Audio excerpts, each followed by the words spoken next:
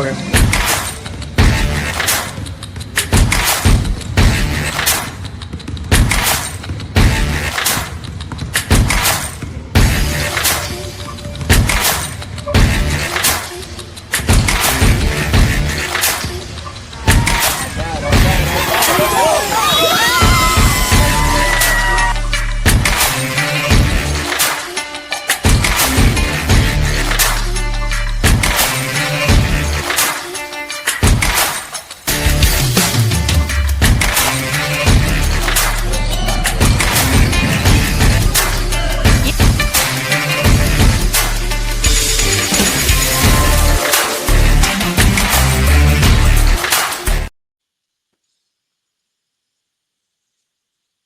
We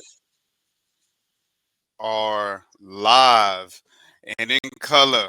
First episode of the Be Ready Sports podcast. I'm so used to being on Bruce's show.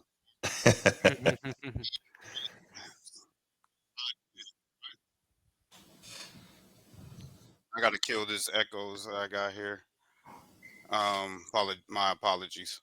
First show. I don't know. I guess it's first show jitters. It happens. It happens. Yeah, first show. So as you can see, what in the world? I'm trying to get. I was getting a lag here.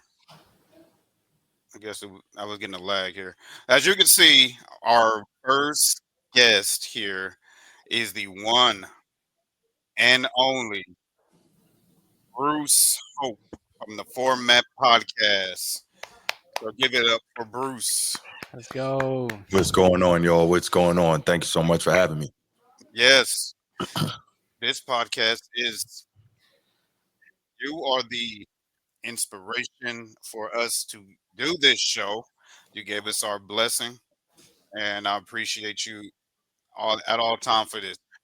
What I'm going to say Absolutely. is I wasn't going to do this until later this year, and I didn't, I wasn't, I was kind of afraid to tell Bruce. This is the first time you ever heard this, but I was afraid to tell Bruce because I thought Bruce was gonna jump down my throat. Like, what are you talking about? You want to do a podcast all of a sudden? I'll let you guess on my show a couple times, and now you want to do your own podcast. But nah, he was the opposite. He was receptive. He was like, "Man, go ahead, just do it." He was like, "Hey, if you got any questions, man, just hit me up. We go on the video together, and I'll show you what to do." And that's exactly what he did. And we're here. He welcomed me with open arms. So Bruce will be forever my brother for that, because that was, he didn't have to do that. And all the success we get is attributed to you, Bruce. You don't want to help us get started. Yes, sir. Man, I appreciate that, fellas. But whatever success you get is attributed to your own hard work and dedication to this, man. So, but thank you so much for having me, and thank you for the shout out, man. I appreciate it.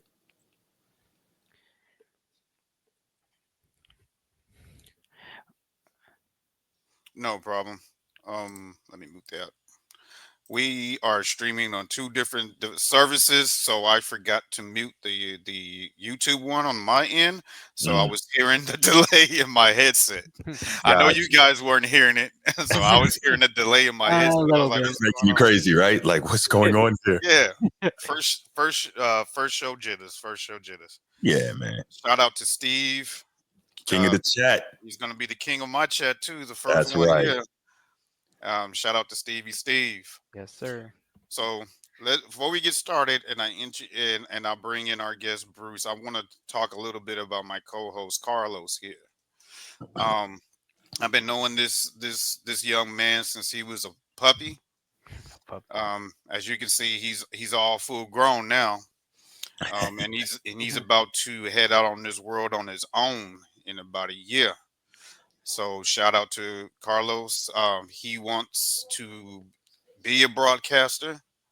So when he approached me about doing a podcast, I did this exact same thing Bruce did. I said, "Look, man, you've been calling games.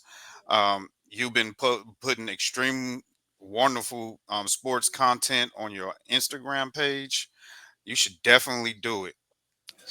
But then he hit me up and he said, I want to do it together with you." And I was like, this is after I already talked to Bruce and we was already going to get this thing going. And I was like, okay, let's go. So we worked it out and we're here. Yes, sir. So um so Carlos, Yes, sir.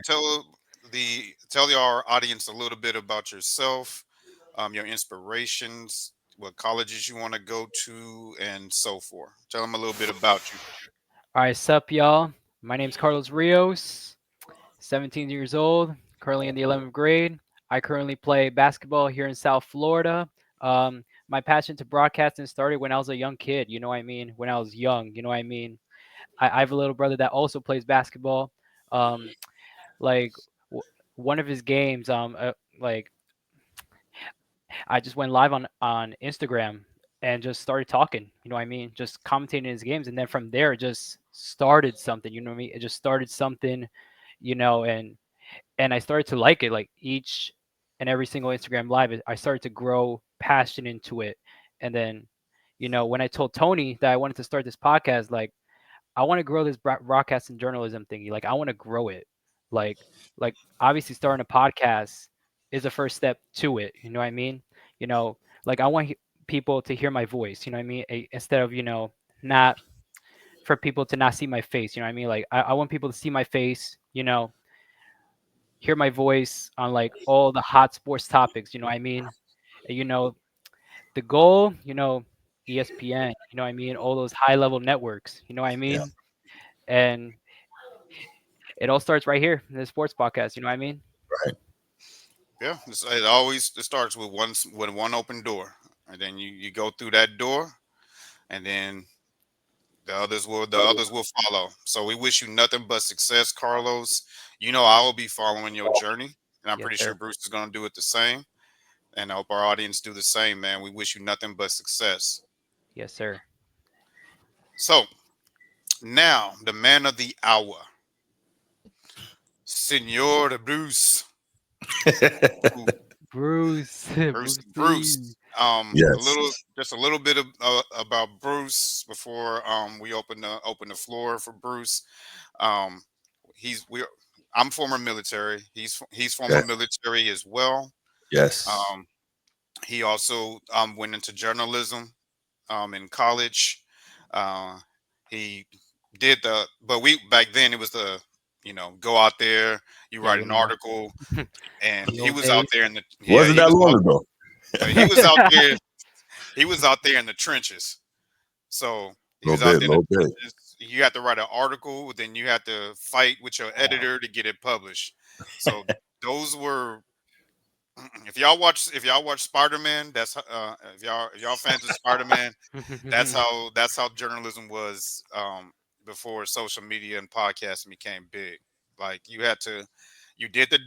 grinded for what you wanted, and then you had to fight with your editor because you have like 10 other guys trying to get their stories published on that front page. So so that was a dog fight. And then from there, um, Bruce, started his podcast, and yeah, so Bruce, Yes, sir. so what? So tell us a little bit of how you got started.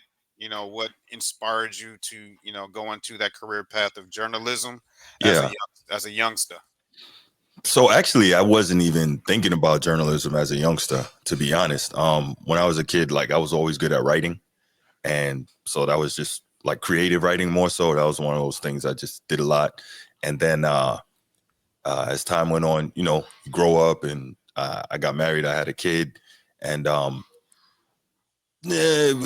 times were kind of hard, and I hadn't finished school yet, and so I was like, you know what? I was just at work one day, just a regular retail job, and an Army recruiter walked in, and I was talking to him, and basically from there, I ended up going into the Army, and I was actually doing IT work. I was in the Signal Corps, and so doing like help desk stuff, satellite communications, that kind of thing. So I'm doing that. Serve 9 years, get out, medical discharge, finish that up, get out, and then I'm working IT at a help desk at a bank. And I'm like, okay, cool.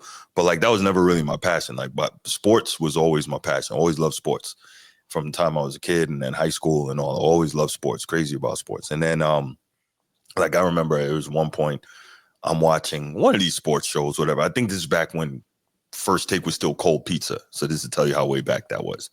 So I'm watching Cold Pizza, and they're talking about something on the show, and I said something, and like 30 seconds later, they say the exact same thing I say. And my wife is literally like, why don't you go to school and learn how to do this so you can get paid for it instead of watching them and saying what they're saying for free, you know?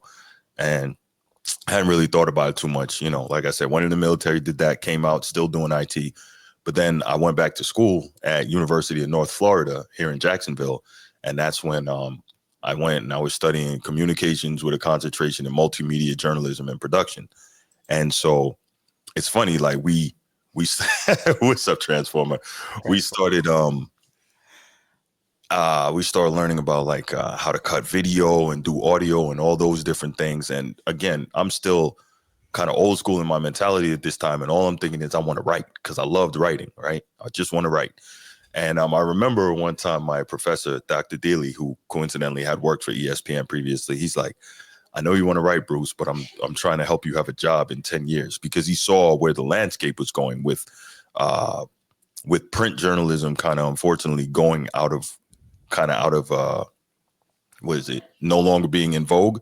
I mean, you still get some stuff, but it's not nearly what it once was, right? And so now the bigger thing is, as you mentioned, Coach T, the bigger thing is social media. The bigger thing is this type of presence right here, podcasting, etc.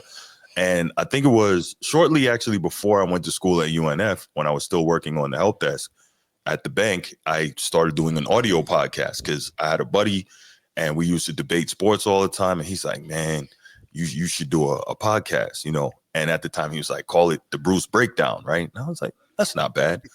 And yeah, the Bruce Breakdown. I had my earliest episodes, I had a segment called the Bruce Breakdown. But anyway, I started doing the audio podcast, and then I started like reaching out to people in the sports media, begging them to come on my show. And the first person I reached out to that really responded, that has any sort of name in the sports media, was Rob Parker from he's on Fox Sports 1 now. He does what's the show? I can't remember. I can't remember the name, but he has a show. He used to be on it with Chris Broussard every evening from 7 to 10 Eastern time, right? And now he's on with Kelvin Washington. So anyway, Rob Parker is a guy that, you know, he's a longtime sports journalist since like the mid 80s, award-winning writer, so on and so forth, Major League Baseball Hall of Fame voter, all that. So he was kind enough to actually answer me and to come on to my show. And because it was him, I said, all right, man, I'm going to record this. At the time, I don't know anything about overlays and all that. And like the very first video I've ever done was this interview with Rob Parker's 20, 30 minutes long. And I was so proud of it. If you go back and look, it's the very first video on my channel, and you can see that it's The Odd Couple. Thank you, Steve. You can see that it's the very first video on my channel. It looks totally different in terms of production value and all that. But anyway, the point is, I did that video, and then my uncle was like, listen, you got to start doing YouTube content, right? People want to go on YouTube. I think it's like the third or fourth most popular search engine in the world. He's like, you got to go on YouTube. People go on there, blah, blah, blah. And so then I started developing the podcast on YouTube, and, you know, it's gotten to the point where you see the Format Podcast is now, which, you know, it's still technically in terms of volume, a small podcast, but definitely growing, continuing to work. You know, I got my guys, Transformer. He's in the chat right now.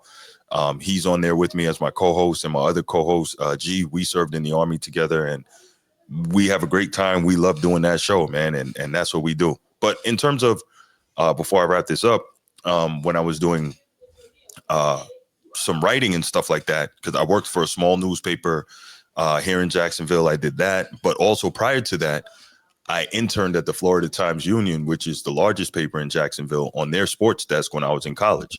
And that gave me, you know, a lot of great opportunities. My first ever article that I wrote for a real publication with a byline which is where, they put by whoever wrote it. And that's such a prideful thing for me. I got to cover the Arena League championship game, and the Jacksonville Sharks won that year. And then, I got to cover UCF football because the guy that was running the sports desk, his son is the assistant athletic director at UCF. So he's like, look, if you go down there, we got your passes and everything. You can go cover that. That was UCF Stanford. Tiger Woods was on the sideline. He's Stanford alum, as you guys know.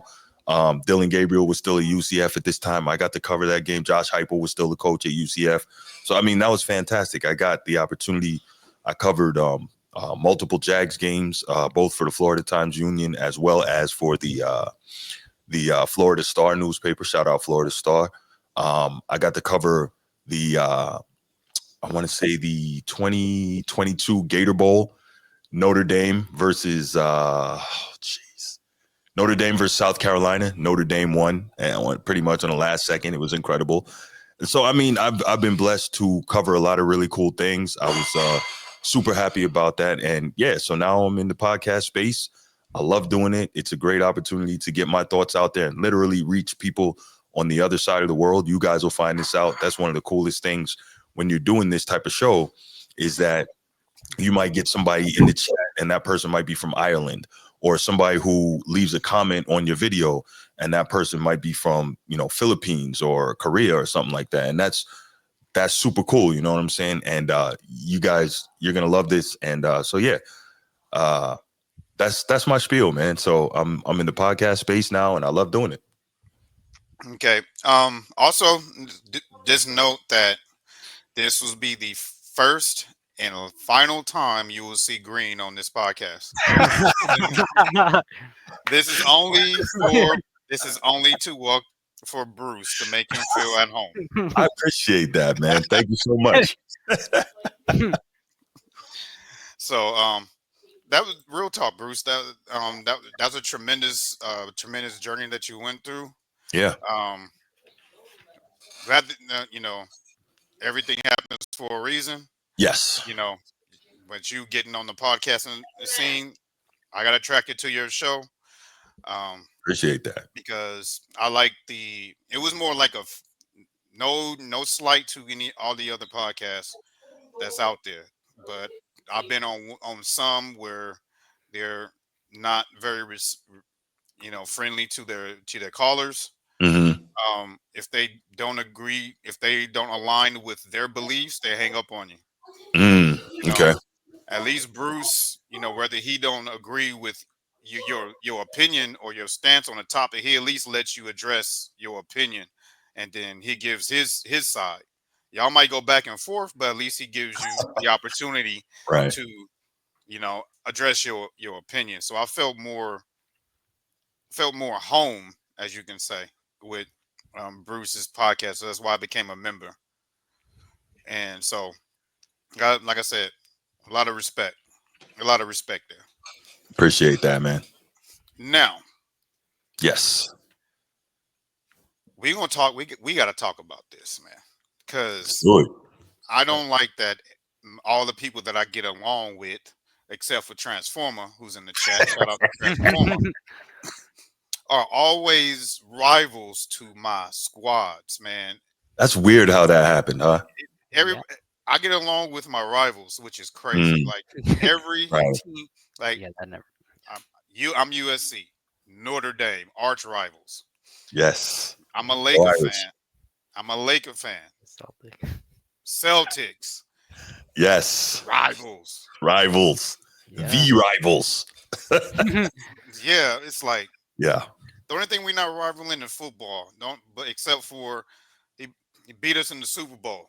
Correct. Ravens, 49ers. That's correct. They beat us in the Super Bowl. We did. But I don't get it. Why is that, Bruce? What is up with I don't know. and and Lucky? You like the Lucky mascot team. Well, So I know Notre Dame's a Christian university, which I got a lot of respect for that. That's not why we're rivals. Right. It's not the school itself. It's the sports aspect. Yeah, of course. Other than that, I got a lot of respect for Notre Dame. They stand on the they're a Christian school, but they're the most gangster school because they stand because Well, they stand on their own. They're like, you're not gonna No, tell us who that's we right. gonna play. You're not gonna tell That's us right. where we gonna play. You're Yup. not gonna tell us who we gonna, where we Hmm. what we gonna do. We gonna Hmm. do what we want to do. Yeah, we That's got right. the bread, and we got the bread to pay for it to Yes, do it. sir. Because yep. to be independent is very expensive. Yes. You don't have Yes. you don't have the backing of your Of a conference. conference. That's right. Yeah. So you standing on your own. So like I said, that's the most gangsters thing ever. Is Yeah. to watch Notre Yeah. Dame. So maybe Steve will stay on the show now that I gave Notre Dame they flowers. No doubt. No doubt. You know what's funny, like Coach T, my Man, you can my call big me brother, Laker Nation. Like a nation. my big brother is a big Lakers fan as well. So yeah, Oh, you're not shout out to your alone. You're big brother. surrounded by him. Yeah, yeah, yeah. He's a big Lakers fan. So. Um, He needs to call in on both of our shows. man, I don't know what's up with that dude, man. He don't call it. Obviously Transformer, big Laker fan as well. You know, that's my guy. So yeah, it's weird. I find myself around Laker fans as well. Not sure why that keeps happening, but it is what it is. Hey, we Yeah. for some reason we it's like a magnet. We attract pause to each other. Yeah, no doubt, no doubt. Yeah. Yeah. We pause. So, Gotcha. so Carlos, What's up? we know college football. Yes, sir. We're gonna touch on college football later in the show. Yes, sir. Yep. Um, Carlos is a big college football guy. Bruce is a big college football guy. Man, That's going to be a nice topic later on in the show because we're going Yep. to talk about the NIL and how can't wait. it's Oh yeah. crippling the sport. But Mm. Carlos, Yes, sir. share with the audience and Bruce your favorite college football team, your favorite college football team. Favorite college football team? How about Yeah, I just show you? Oh, let's go Knowles. Let's go I Knowles, like that. man. Hey, Hey, that was cold blooded right there, man. He said, he gonna yeah. fit right in the Oh, Hey, podcasting world, right, Bruce? yeah, he is. I love it. He got the swagger. Yes. yep. Even though we had a 2-win season, but hey, next year's gonna be a bounce back year. I'm telling you that right now. It's gonna be a bounce back year next year. Yeah, and who is your big rivals? One of your big rivals? Oh, Miami. Mm-hmm. Right here, right here, right here, right here. Oh, You. he said horns down. Yeah, Wow. yeah, yeah. That's how you rep them. And Use that. by the Wow. way, Notre Dame does take on Miami this year. Week Mm-hmm. one, Yeah, Sunday yeah. night. Sunday night, live from Hard Rock Stadium. That's right. Okay. Quick question for Bruce, right? Okay. Yes, sir. What is the nickname of the Canes versus Irish rivalry? Catholics versus convicts. Yup, Catholics versus Convicts. You're bringing back to the '90s. Yes, sir. Late Yeah. 80s, actually. Oh, Yeah, late late '80s. 80s. Yeah. Hmm. Well, Wow. well before you, Carlos. Well before you. Oh yeah, definitely. Um, Um, if Yeah, they're there's bringing it Kane, if back. there's Hmm? my bad. If there's Canes fans in here, don't call in. Don't try to call in and try to come for Carlos, man. Come on, Hey. you got to. Hey, that's what it is. All right. So, oh yeah, we supposed to be trying to get to that game, Bruce. That Notre Dame yeah, we gotta see. Yeah, we gotta see Miami what's game. good with that, man. Hey. Yeah, I know he's gonna give me. We're probably gonna do if we're probably gonna do a live during that USC Notre Dame game, so Oh, we can trash talk each other. Yeah, Um, that absolutely. USC. Yep. and Yeah, Bruce says it's gonna be a one-sided conversation.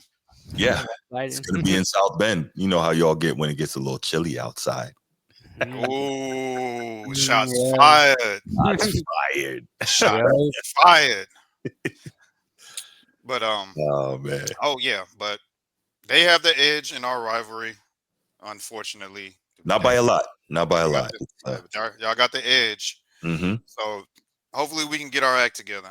Cause man, Transformer. You're welcome, 16. One thing that I will we do take calls on this show, but it's a little different. Instead of a phone number, what we're gonna do on here is there's a link pinned in the chat. So what you would do is you would click on that link and you will come on set with us to for your call in. So you actually will be part of the show. Not saying calling in you're not a part of the show, but we're gonna make it more intimate. Pause. That you're gonna be part of the show. Yes. So Carlos, Yes, sir. bring in the. Do you have any questions for Bruce before we go into our first major topic? Yes, a couple questions. Yeah. All right, so Bruce. Yes, sir. All right, so when did you get into broadcasting? So less broadcasting and more so traditional journalism. As I was telling you, I started out writing, but I have done a little bit of broadcasting. Actually, I for my alma mater, University of North Florida, I actually called a women's basketball game.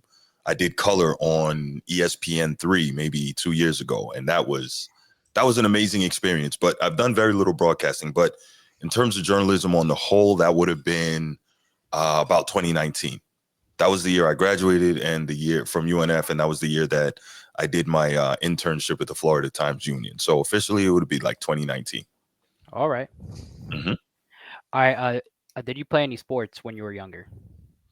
A lot of pickup basketball, a lot of like neighborhood football, and it's funny. My senior year, I went out for the basketball team, and I got cut, and they won the city championship that year. So I wasn't happy about that. And So like I spent all summer playing ball, trying to get my game together. But what I really should have been doing was just working more conditioning and drills. If I would have made the team if I had concentrated on that. But you know, that wasn't the path for me. Clearly. Yes, sir. All right, so now let's go into your military experience, right? Mhm. Okay, so how long have you been in the military? So I served in the Army for 9 years. 9 years in the army. Mhm. All Mhm. right, sure. That's all for me. All right. That's all for He me. kept it brief. he Yeah, kept it brief. yeah. Yeah. He's like, I want to get to the sports talk. Yep. Yeah, unfortunately, it's not going to be Lakers in 5 anymore. So yeah, yesterday's game kind of took care of that narrative. I ain't gonna say narrative, but it kind of took away from that. So it's gonna be Lakers in 7. Bruce Yeah, agrees with you. yeah. I'm agree on that. Lakers in Yeah, 7. yeah, I do. I see it now.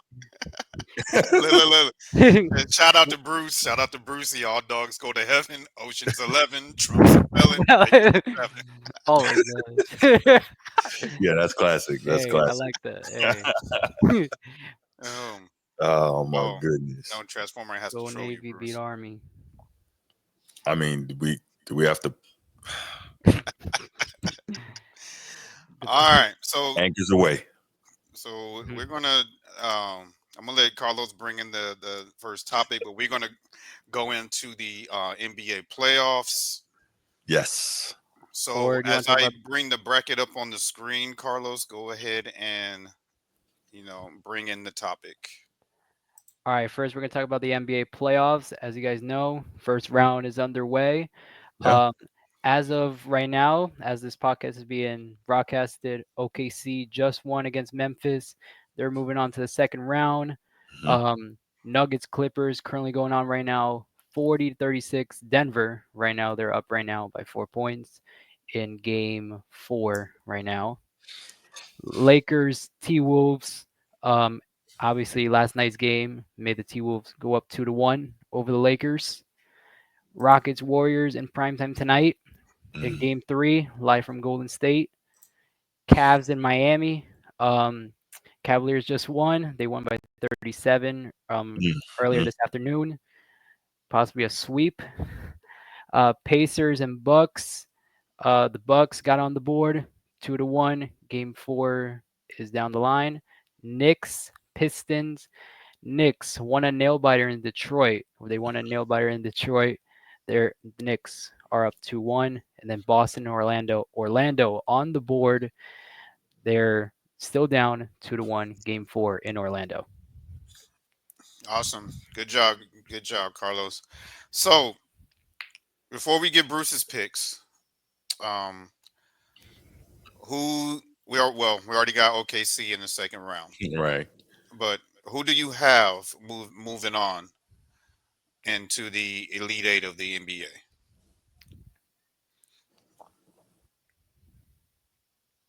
Carlos.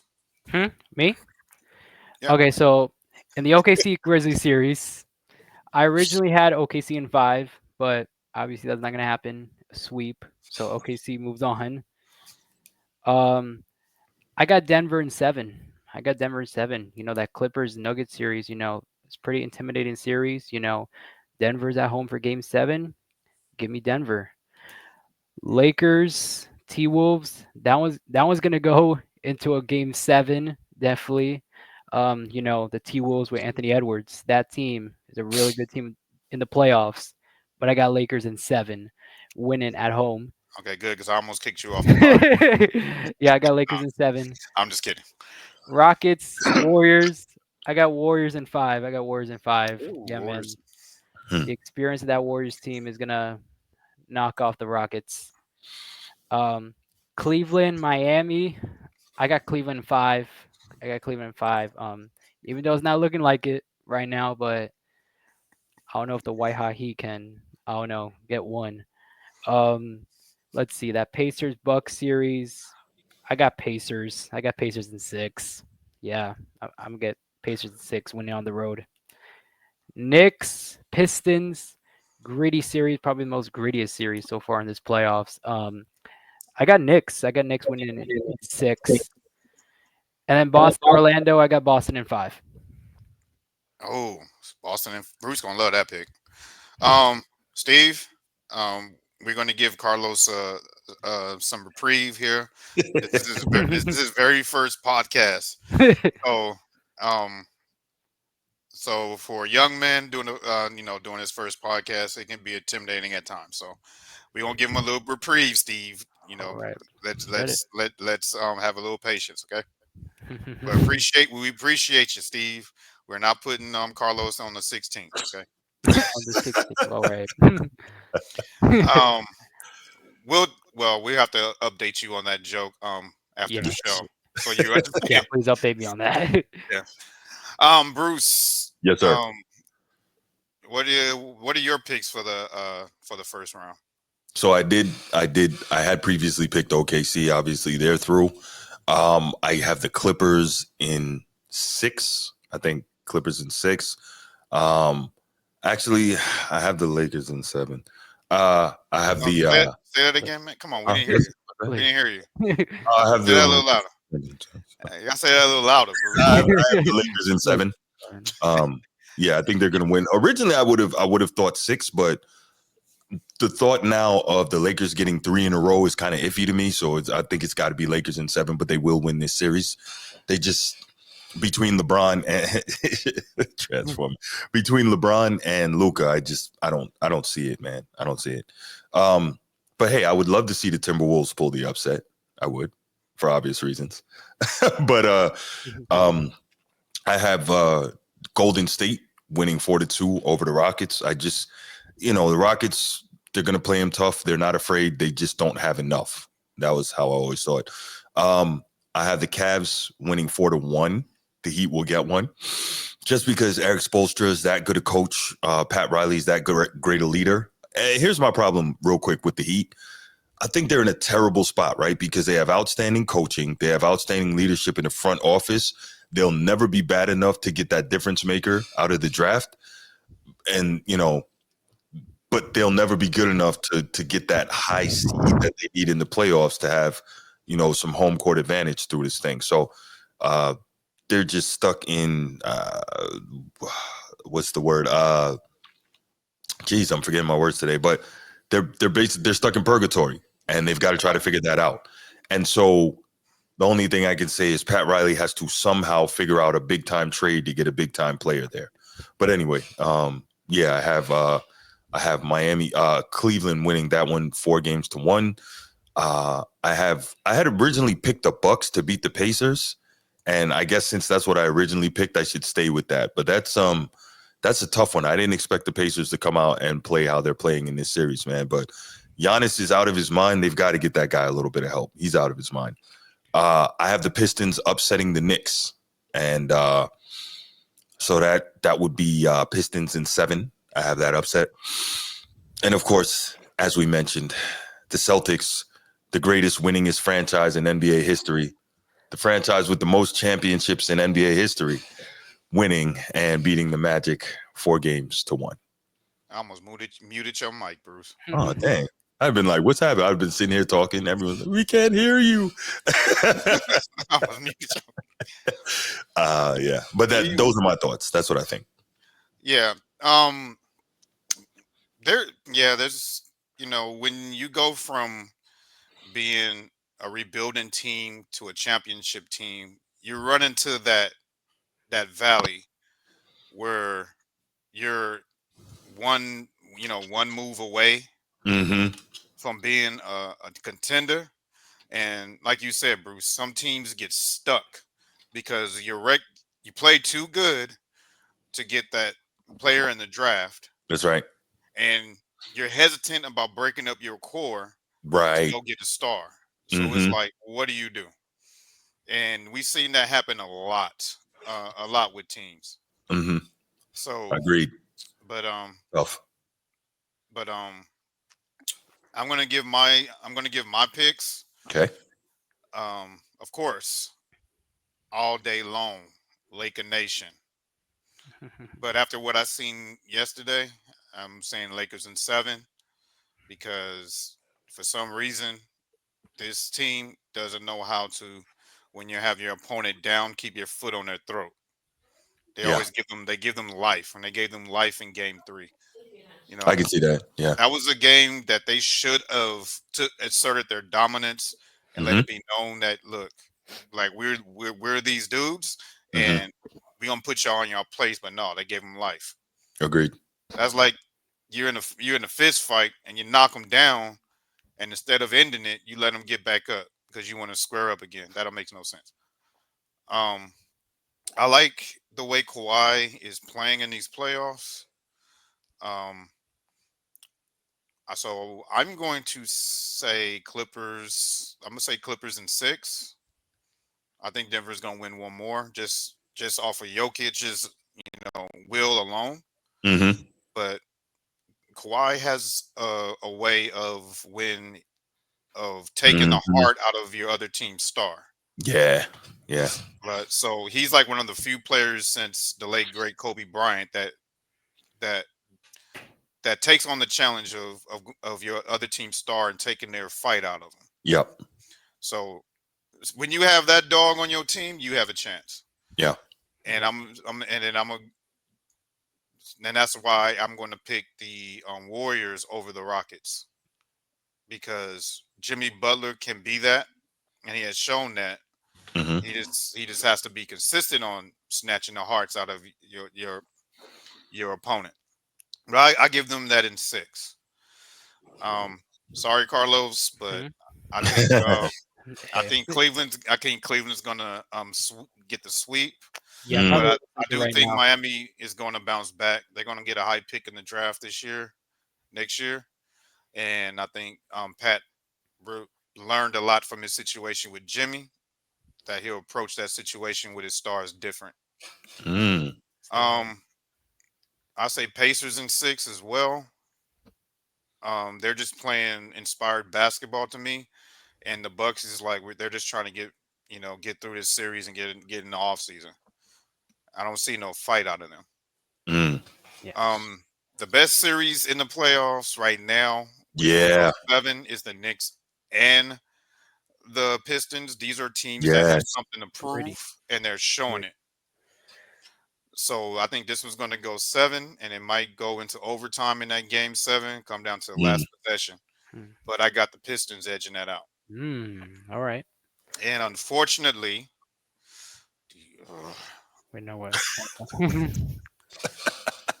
I got the in in in 5 games. You got the who?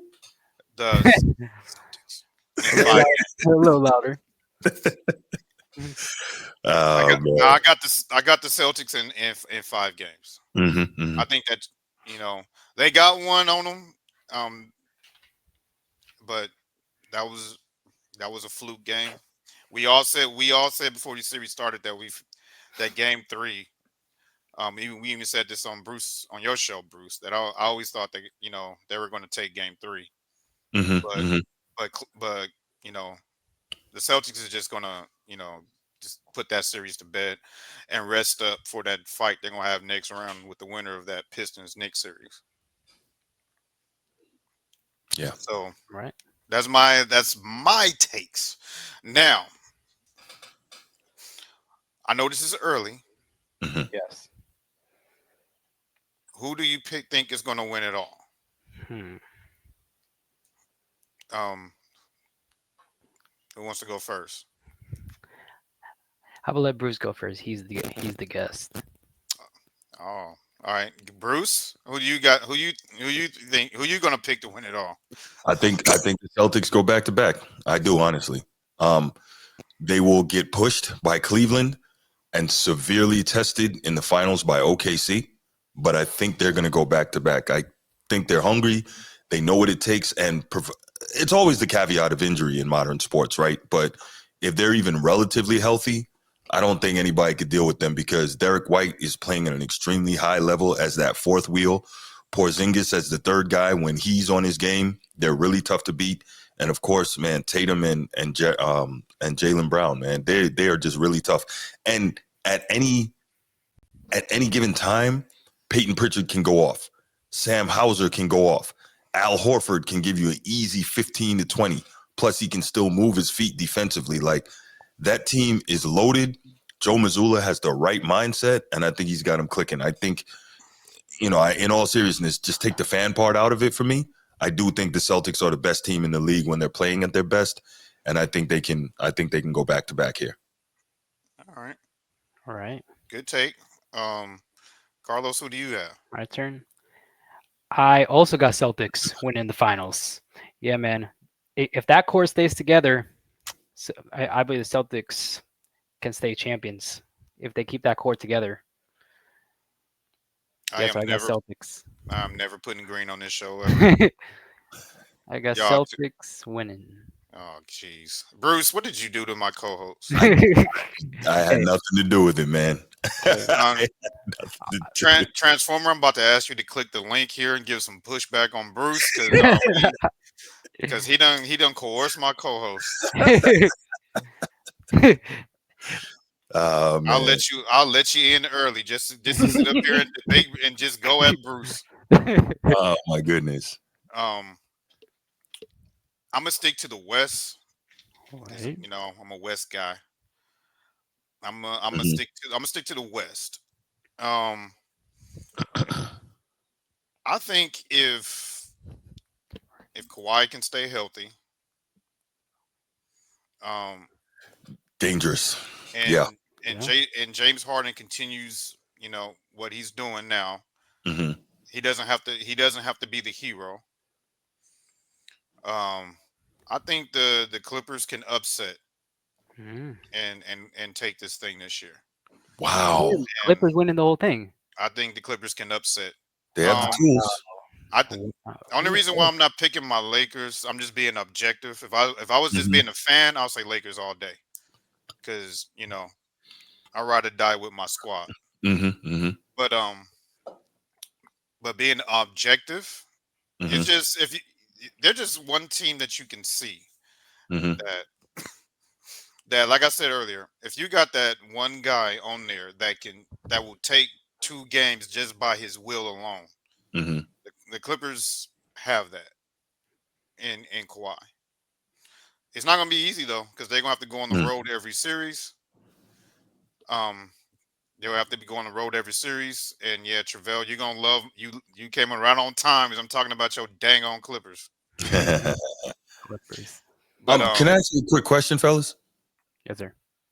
As Coach T here mentioned the Clippers, and I agree with him. If Kawhi can stay healthy, they are super dangerous and can beat anybody. So that's a great take. So my question would be, as so many people say that this is LeBron's era and so on and so forth, if Kawhi wins, a championship with the Clippers, brings the first ever championship to the Clippers, and he would likely get, finals MVP. So he would be the lead dog on three different championship teams, three franchises, finals MVPs in all of them. What does that say? Could we at that point stop this narrative about it being LeBron's era when we've seen that, that'll be somebody else eating again on his era, like on his quote unquote era. You know what I'm saying? On his The watch. only issue with Kawhi Health. is just like he'll have he'll have those accolades, 3 times, three, finals MVPs, 3 championships if he can do it. But you're also you're also going to see has more, you know, a ton of games missed. Mm-hmm. Um, and he's been in the league for a, how long he's been, about 10 years Man, now. no. 13 years maybe. He's been around for a Yeah, long time. Yeah. and 15 years. he's behind Tobias Harris in all time, you know, Wow. Okay. points, and it is like you you know people gonna have that argument. They're gonna be like, it's Mm-hmm. always that yeah but with Kawhi. Mm-hmm. Yeah, he got this, but he's here. Right. That's the only thing that's gonna hinder him. Mm-hmm. And but when he's on point, Mm-hmm. he, like I said, he can snatch victories out of his opponents.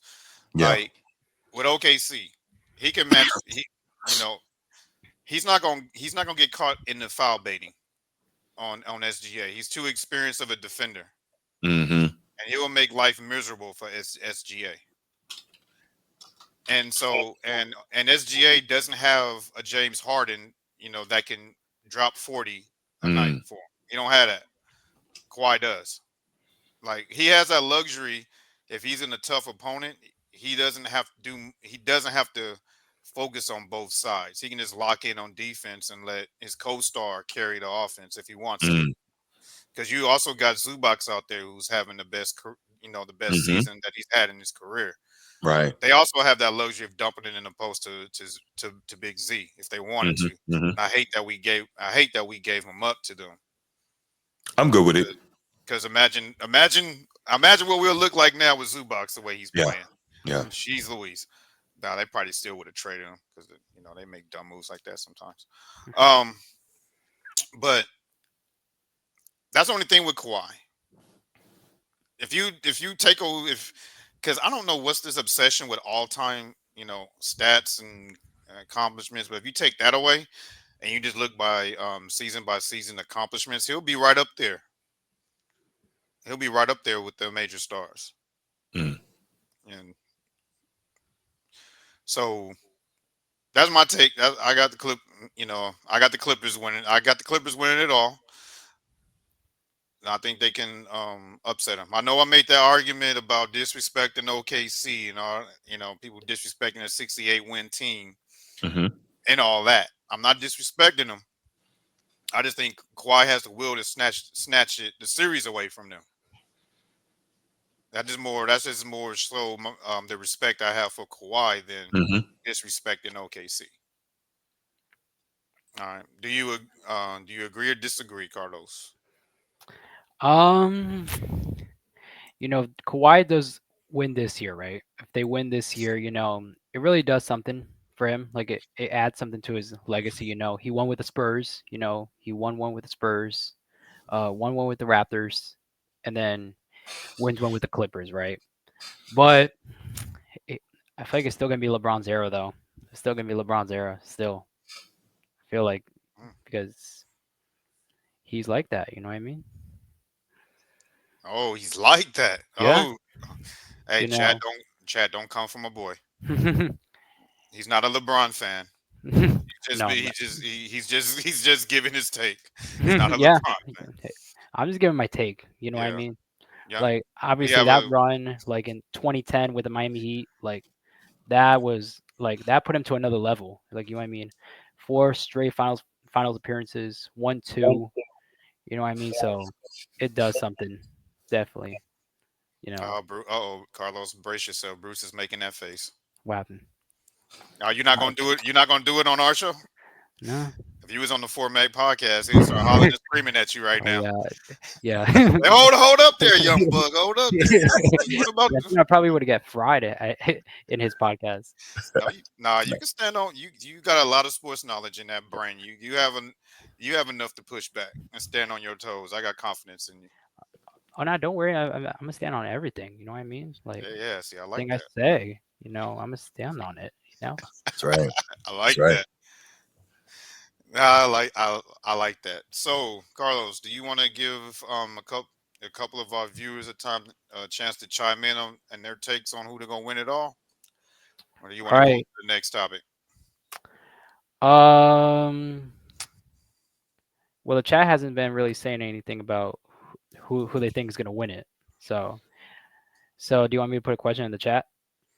No, we're gonna let them click the link and come in, call in. All right. So can they do it right now? It's pinned.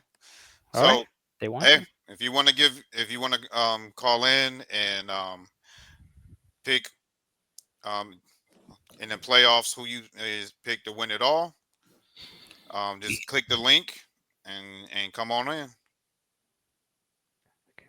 Someone said the Celtics. That's shocking coming from you. It's not that serious. You got Clippers in Boston. Steve says Clippers in Boston. Okay, so I guess no one's going to click the link to call in. Don't be intimidated, guys. We don't bite.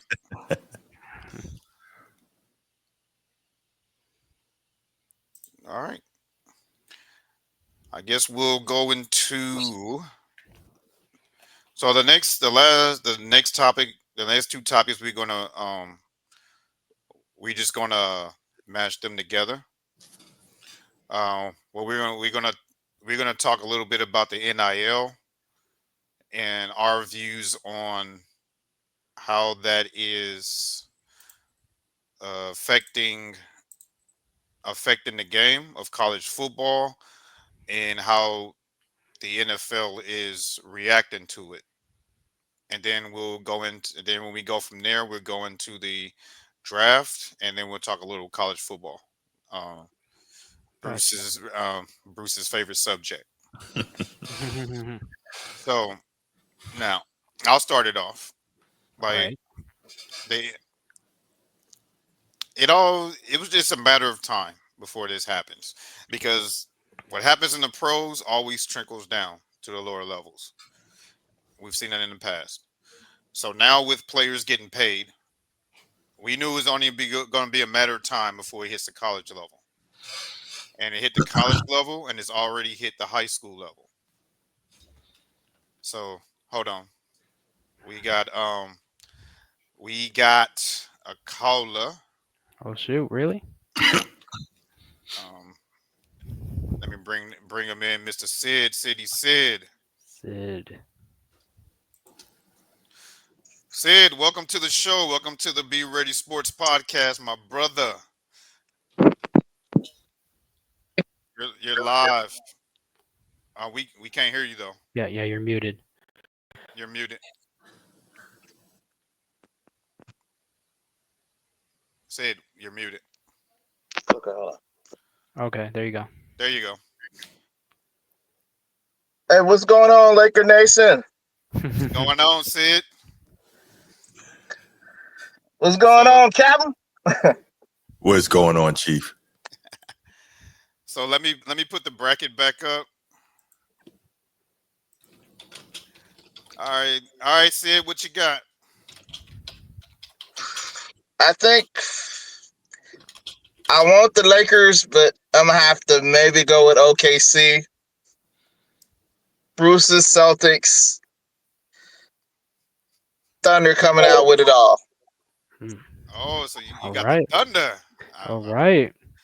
I'm not mad. I'm not mad at that, Chief. I'm not mad at that. So why do you have the Thunder? Why are you picking the Thunder?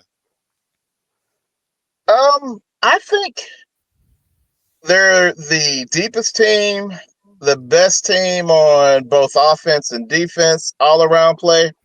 I do worry about the Celtics because of experience, but I have a feeling that the Celtics might be jinxed this year, and nobody's been winning two in a row, so they going down.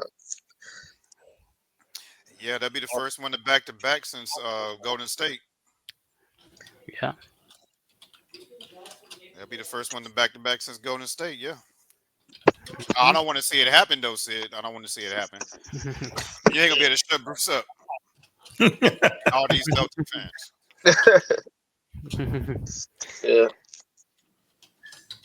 So so what else you so right now as you called in, we were getting into the NIL. I know we were gonna take calls later, but since we have you here, what do you what is your stance on the NIL right now? Do you think it's helping the game or hurting it? I really don't have a stance on it. Because for so many years, I remember the old way with the NCAA being archaic. Man, you get some shoes, you screw a kid over, they scholarship, or else they used to backdoor. So I think it probably needs some changes and adjustments for it to work out. It's a good idea back from the old NCAA, but they're gonna have to get it regulated. Yeah, I 100% I 100% agree. So so what we'll do, Sid, we'll bring you back on later. Okay. When we conclude the show, so you can digest not just the NIL, college football as a whole, and the draft, because we're gonna touch on a lot of we want to move the show along because we don't want to keep Bruce here for 17 hours. But we'll we're gonna I'm gonna bring you back in later, so before we conclude, and we'll give your final thoughts on the whole thing, on whole shebang. All right. All right, my brothers. Appreciate you, Sid. All right. All right. All right. So and so the NIL,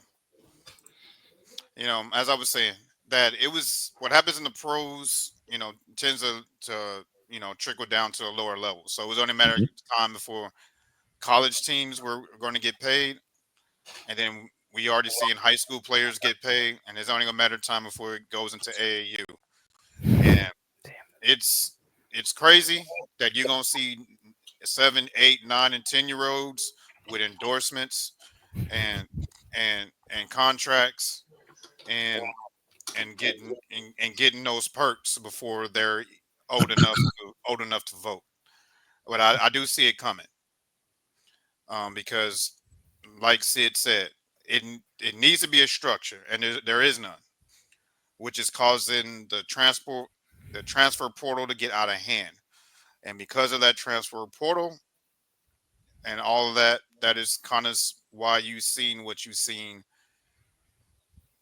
during this draft with Mr. Shador. Because the NFL is not the NBA. No, it sure is They're not. they're Obviously. not going to let the inmates run the asylum. They're going to Nor make should a they. stance, and they don't care who you are. They will freeze you out. They, for whatever reason it is, they have no problem with, blackballing you. Yeah. We've we've seen it with we've seen it with a numerous of players. Recently, right now with Aaron Rodgers, he's trying to strong arm the league to get what he feel is worth, and the league doesn't feel he's worth that. So until he humbles himself, no one's going to sign him. And if they'll do that with Aaron Rodgers, they were going to do that with Shador, which we'll talk about in a minute. Yeah. But I'll start with you, Carlos, since you do have experience on the AAU circuit and you're currently now in high school. So you're seeing the beginnings of what I'm predicting, Yes, sir. because you see kids out there with Nike sponsors already. Yeah. You've seen kids with Gatorade sponsorships already. Yeah. You've seen kids with 2 and 3 trainers, a manager, uh, uh, with a whole publicist team already. Yeah. So it's already starting. So what do Yeah. you? So what is your opinion on? Do you think this NIL is helping or hurting your sport? All right. Okay. I'm gonna say this as a high school player because I currently play high school basketball, and this has definitely ruined our recruitment. Definitely, this has Mm, definitely ruined our recruitment. Definitely because you look at these college. Okay. What happened to Tony? His camera turned all off. right, he'll be back. Go ahead, man. All right. All right. So Bruce. All right. Oh, Tony back. All right. As a high school athlete, I feel like our recruitment has been ruined. Like basically, like our chances has been gone down because of the NIL, because of the transfer portal. You know what I mean? Like the St. John's Coach Rick Pitino, basically Hmm. said that he's not taking a single high school player. He's not taking one single high school player. Like he's going to take a transfer player over a high school player. Hmm. And that's basically the mindset of basically every coach in the country. If you look at it, like basically like it's rare to get a Division 1 offer nowadays. Like nowadays, like getting like a Division 3 JUCO and NIA offer, that's like something big because it's rare to go to Division 1, Division 2 these days because of NIL transfer portal. You know what I mean? It does have to be regulated though. It needs to be regulated, and it's definitely ruined high school recruitment, and definitely NIL does need to be regulated indeed. I agree. I know Bruce, you don't have a lot of experience on the AAU circuit, but No. you but you do follow college sports, Hmm. and you see the transfer portal is getting out of hand on all levels. Man, Um, so what is your stance on it? Do you think NIL is helping or hurting the sports? it's definitely. I think it's definitely a little both, right? Because what are the numbers? I think in basketball and football, both of those sports, the two major revenue producing sports in college, Yeah. less than 1% of all high school players ever make it to the pros, right? And we know that we've watched for years and years, how much money these programs make off the backs of these players. And most of them don't ever get to truly capitalize on it. Now, we know there's been a lot of programs, especially in the SEC, when it comes to football, that was slipping money under the table, but it's not real money, right? And also, you're supposed to be getting compensated by your scholarship and what have you. But, let's say your coach leaves, a new coach comes in, they can pull your scholarship. Even if it's the same coach, they can pull your scholarship if they feel like there's somebody that they want to bring in that's better, that's a better fit and will help them win, right? And so I think NIL is a good thing in terms of these guys having the opportunity to capitalize and make some money while they're in college, especially knowing that they likely won't make it to the pros, right? It looks like a lot of guys make it to the pros, but when you compare that to the total amount of college football and basketball players, it's really not that much, right? So that's the plus side, NIL, right? But me being, a veteran, a military guy, and this, Coach T, our lives in that environment are governed by what rules and regulations, right? Regulations, yeah. Um, you're a Marine, so you can go to Japan, right?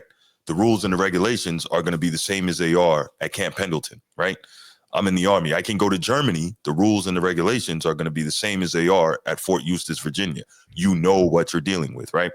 The problem is there's no standardized rules and regulations for NIL. So it's just like basically Wild Wild West, highest bidder, can get the kid. So I'm I would like some rules and regulations, but I don't want it taken away, right?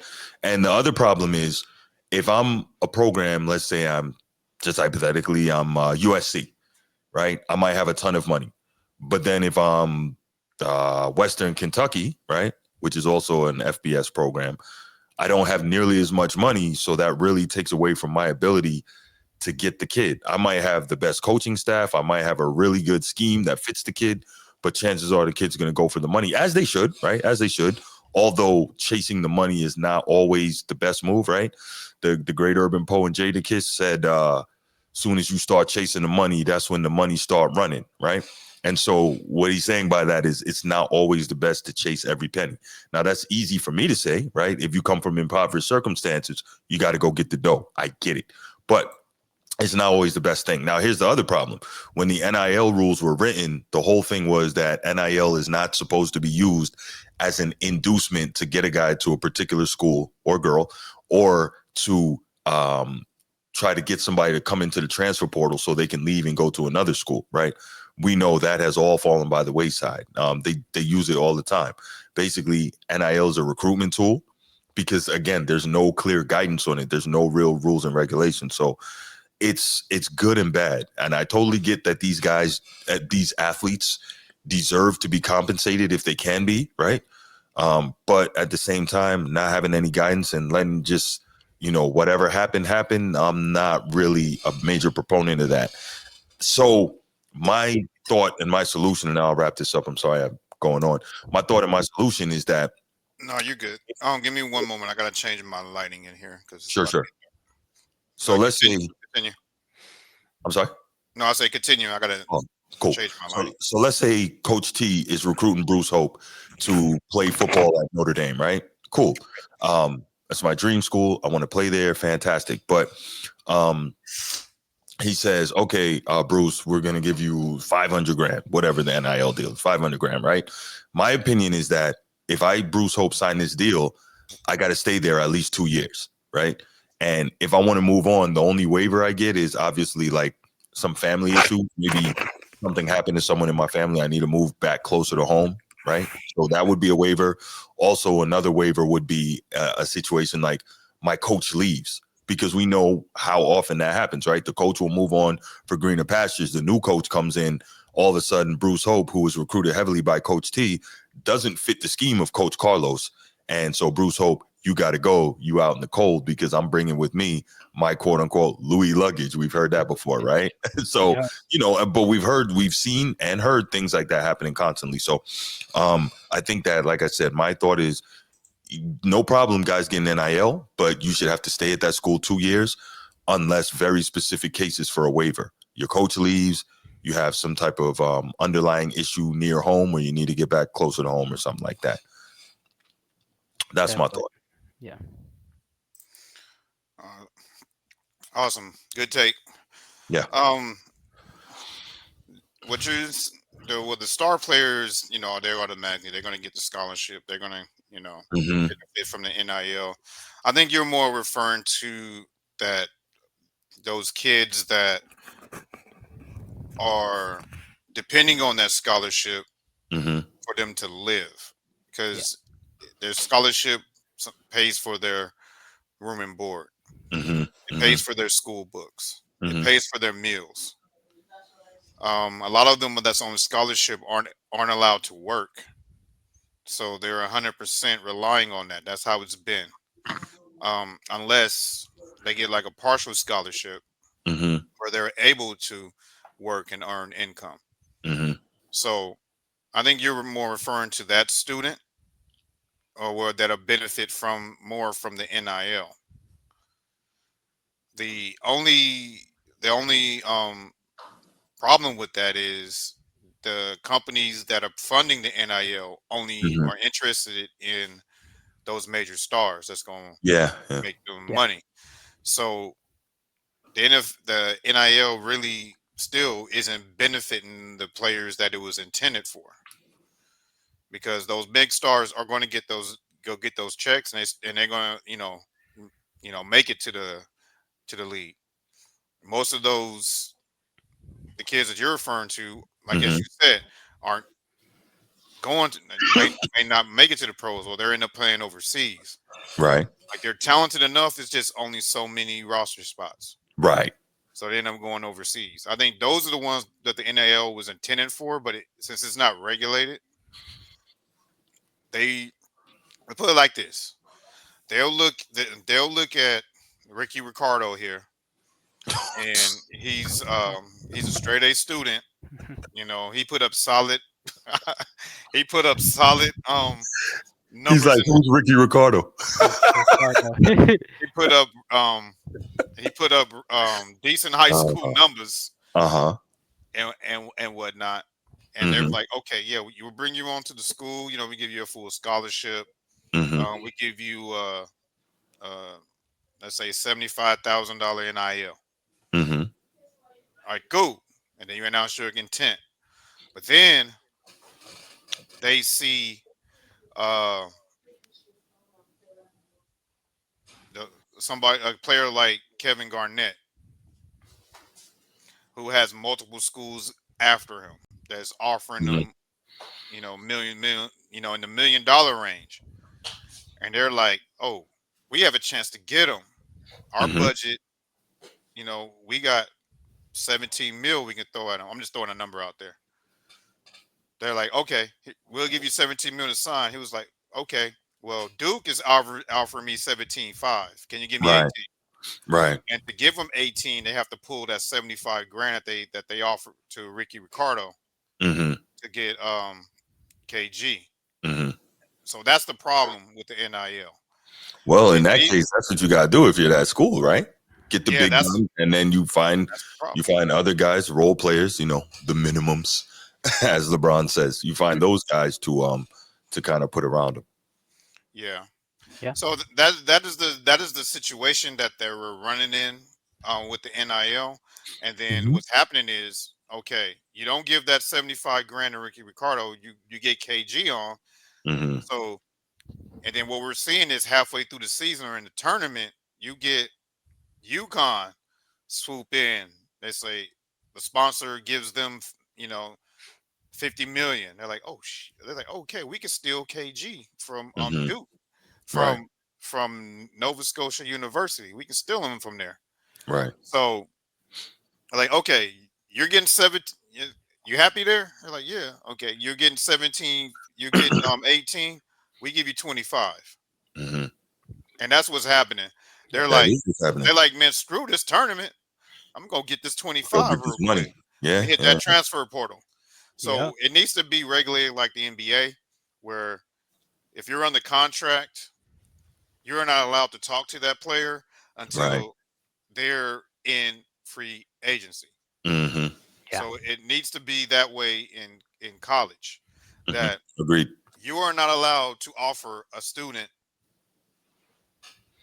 compensation if they're already under contract with this school. Mm-hmm.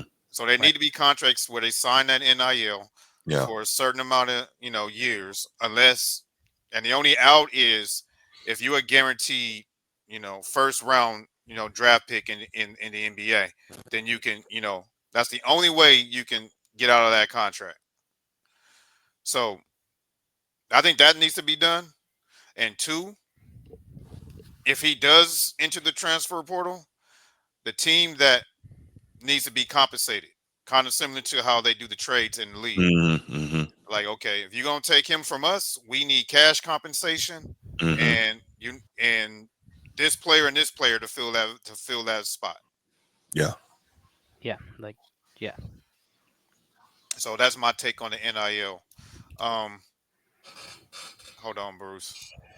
Well, we know it's also about to change again too, because the NCAA versus House settlement is moving us towards a direct pay for play model.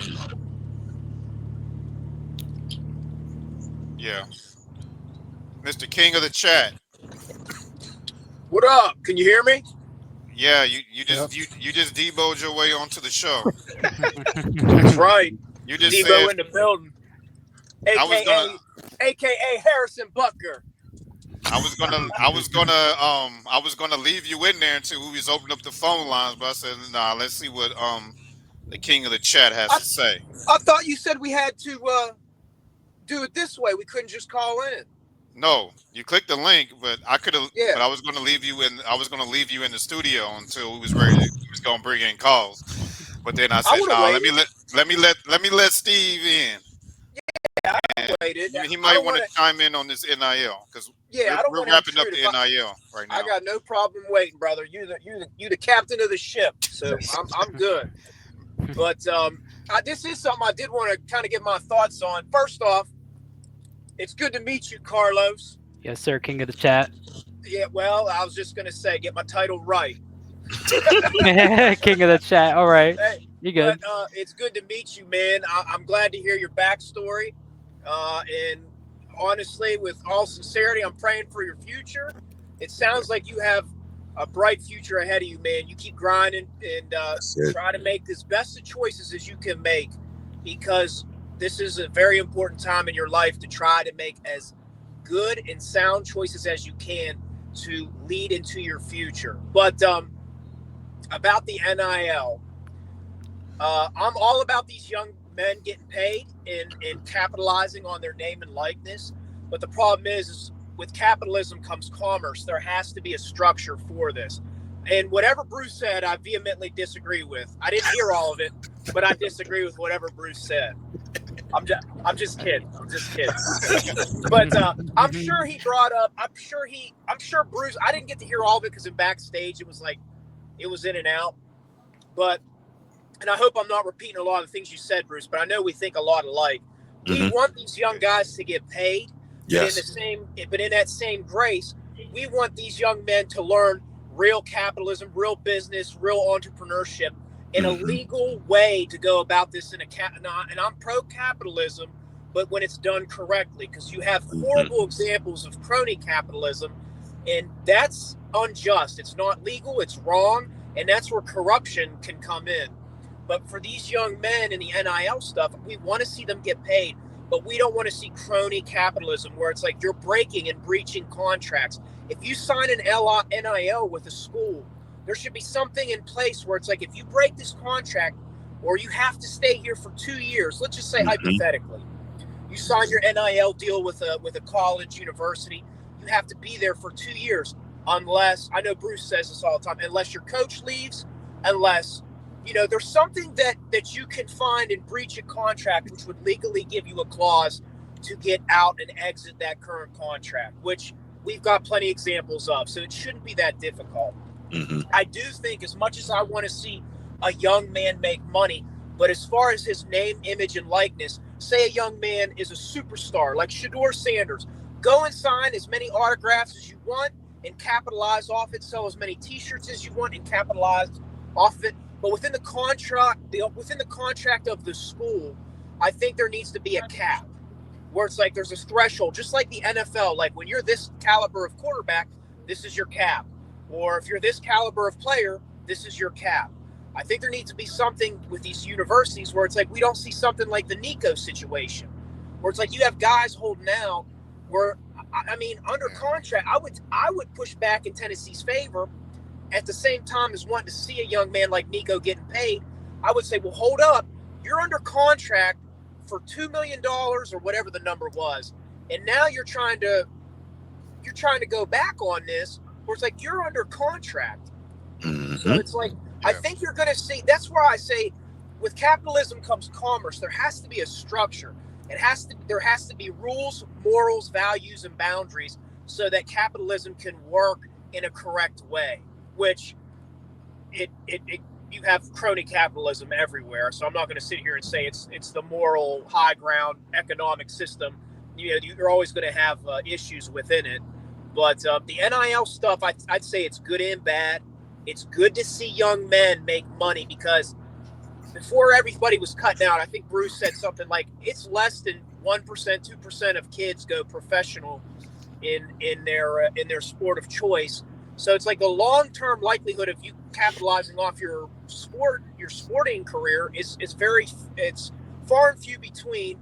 So while you're in college, we want to see these young men make money. But at the same time, there's got to be structure involved with it. Exactly. Agreed.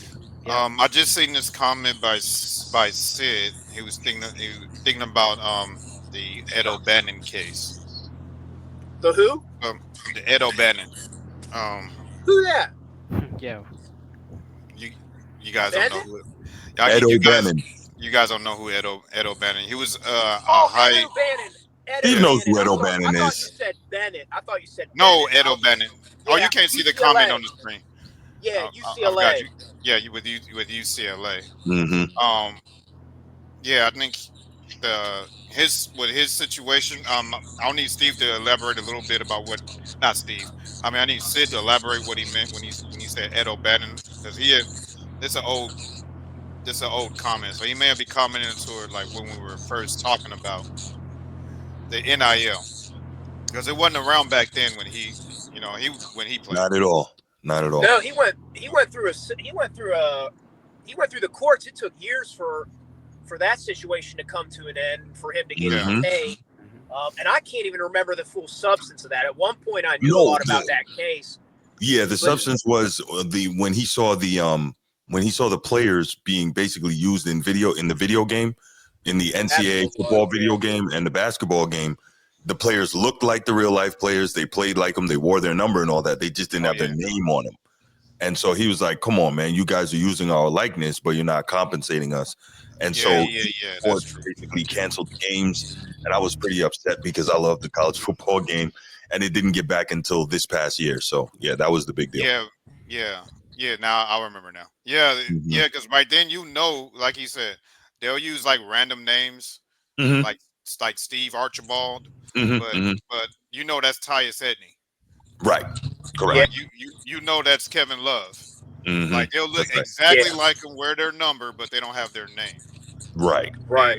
he made a push on it. He was like, well, if you're using our name, our likeness, so you should pay us. So I Correct. think now with the And NIL yeah, that he should reopen that case and get compensated, but that will be a mess and a lot of back pay toward those athletes. So I think that's why they stopped making the game. But you got anything else? Anything else, Stevie? Did he I think he froze? froze up. Is he frozen? Yeah, I think he froze up. Go ahead and I'd All say right, drop him out, and all right, he'll be back Steve. later. Poor guy. All right, Steve. You froze for a little bit. We'll bring you back. But yeah. So let's get into. That was a good subject, man. Hmm. Yeah, That was a good subject to touch on. yeah, definitely. NIL transportal. Yeah, it definitely needs to be addressed. Definitely, That needs to be dressed and it needs to be fixed. definitely. Yeah. So we know Ooh, draft. Thursday, um, me and Bruce, we sat for 3.5 hours We did. Wow. through this. We sure did. So, but we didn't. But Carlos didn't have the luxury of sitting with us to go over his draft coverage, and I know he has a lot to say. Yeah. Okay. So this is one of the topics that Carlos wanted to discuss. So we'll let Carlos on. I'm gonna give Carlos the reins on this topic and the college football because these are topics that he wanted to discuss, and I'm gonna take a back Hmm. seat here All and right. let him quarterback this segment. All Hmm. right. So go ahead, Carlos. The floor is yours. All right. Well, the first round was pretty interesting. Cam Ward at number one, um, definitely was coming. You know what I mean? Tennessee needed a quarterback. They went 3-14 last year. Definitely needed a quarterback. Cam Ward's there. Hopefully, he'll be the future at Tennessee. But the shocker was that number two pick. Supposed to be Cleveland's, but a last minute trade by Jacksonville came in there, picked up Travis Hunter, man. DB wide receiver, really good piece in Jacksonville, really well needed over in Duval County. But Abdul Carter over at the Giants, um, definitely a good move for the Giants. Genty with the Raiders joining Pete Carroll's squad in Las Vegas. McMillan in Carolina. Pretty good move for Carolina. They also got another receiver today, late in the rounds. He goes by the name of Jimmy Horn Jr. Played for Hmm. Colorado. Young guy. You know what I mean? Really great. He was really good at Colorado, and I'm actually grateful that he got drafted. He definitely needed that. Kelvin Banks over at the Saints. Pretty big pickup for the Saints. Um, my Dolphins picking up Kenneth Grant, D tackle, pretty good there. Tyler Warren for the Colts, tight end. They picked up Riley Leonard as their quarterback. So they're trying to pick up, young core, offensive core over there in Indianapolis. But Emeka Ibuka over in Tampa, you know what I mean? Joining with Chris Godwin, Mike Evans, you know what I mean? So joining that, Really you doing. know, great group of receivers. Plus, you have Baker Mayfield at quarterback. Watch out for Tampa in the AFC South. Um, Omarion Hampton, receiver. Carolina was a really good player over at North Carolina. He's with the Chargers. Um, Jackson Dart going to the Giants. I know. I wish I could blow this thing up, man. I know it's kind of small on your screen. Yeah, yeah, I know. I'm like looking in, but Jackson Dart going with the Giants.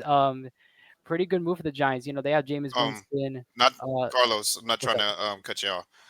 If you could put your mouse over the screen, you'll see a small little um Oh, okay, there you go. Better, way yeah, better. that'll expand it to the full screen. Yes, it's massive now. Okay, I'm gonna Yeah. stand back here now. Okay, it's Jackson Dart over in the Giants. Pretty good pickup for the Giants. You know, they said that the Giants needed a quarterback, even though they had Jameis Winston, Tommy DeVito, and who's the other guy in New York that they picked up? Jameis Winston, or did I say that?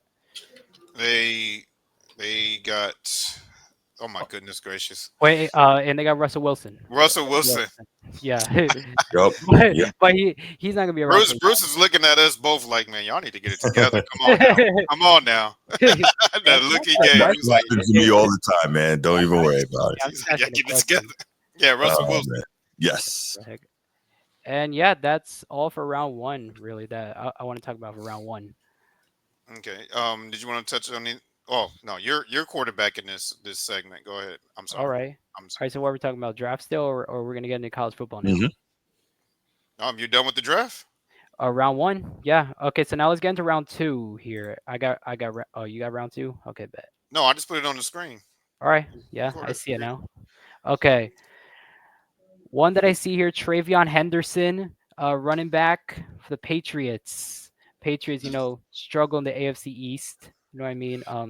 But a big pickup for New England. The Bears picking up Luther Burden, was a talented receiver over at Missouri. You know, young Huh. guy going to Chicago, joining with Caleb Williams over Can I there. jump in here real quick? Yes, sir. So the Bears grabbed Luther Burden the third. I didn't even catch that. That one slipped past me. They grab him. They grab Colson Loveland. They still have Cole Kmet. They are really going all in on trying to give Caleb Williams as many weapons as possible. The only thing I'm concerned about, it doesn't appear that they're putting as much effort into protecting him. Remember, he got killed last season. Yeah, he did. This is going to be really interesting because you would think that they're the Ben Johnson coming over from Detroit, you would think he would be interested in building up the offensive line because the offensive line in Detroit is a monster. I'm not sure what exactly he's doing here, but go ahead. Yeah. And Carlos, before you go any further, Yeah. um, Carlos is a Dolphins fan, y'all. Okay. Hey, when the Dolphins are Yeah. good, you know, I'm Nah, really you when they're Dolphins really fan from good. thick and thin, man. Come on now. Hey, But we were talking about Quinn Ewers earlier. yes. Mm-hmm. He was drafted 231 overall to the Miami Dolphins. Yeah.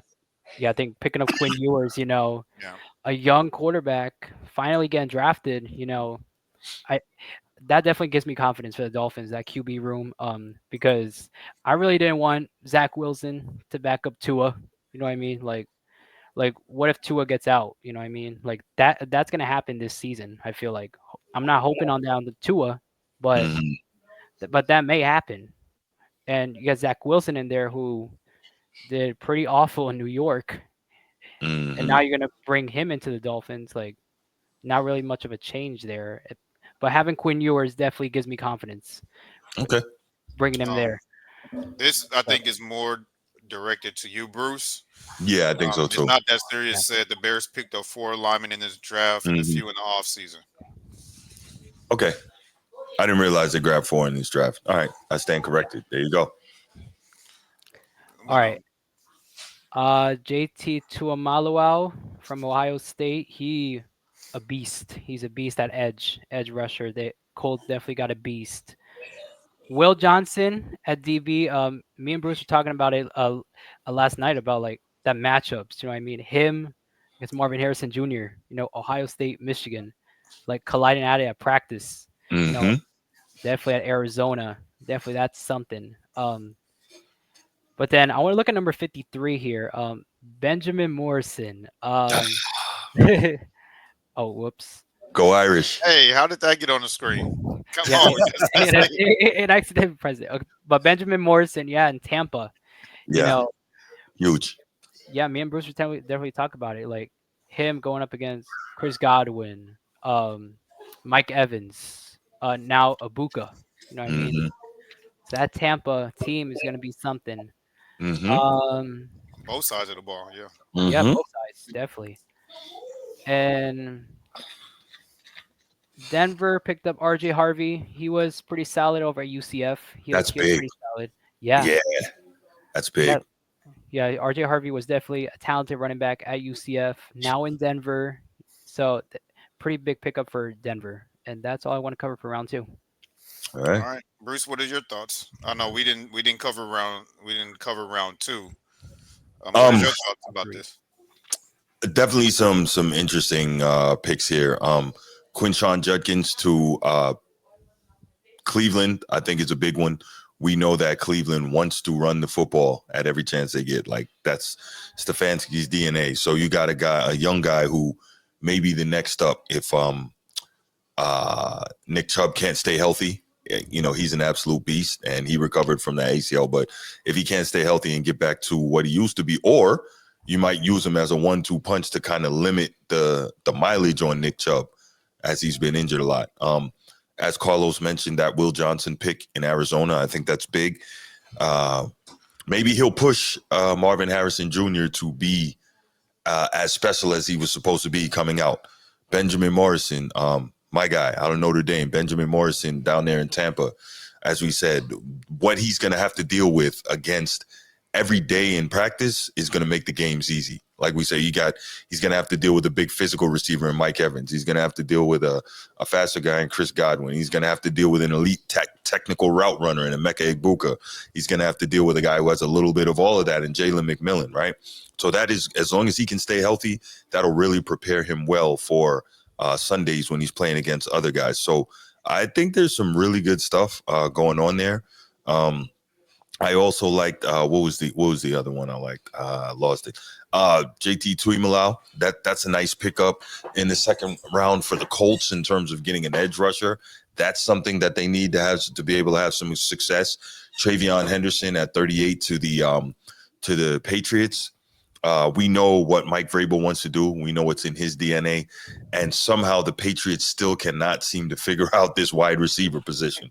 But if you have a strong run game and a good defense, you can protect your young quarterback that they have in Drake May. So definitely see some really good stuff.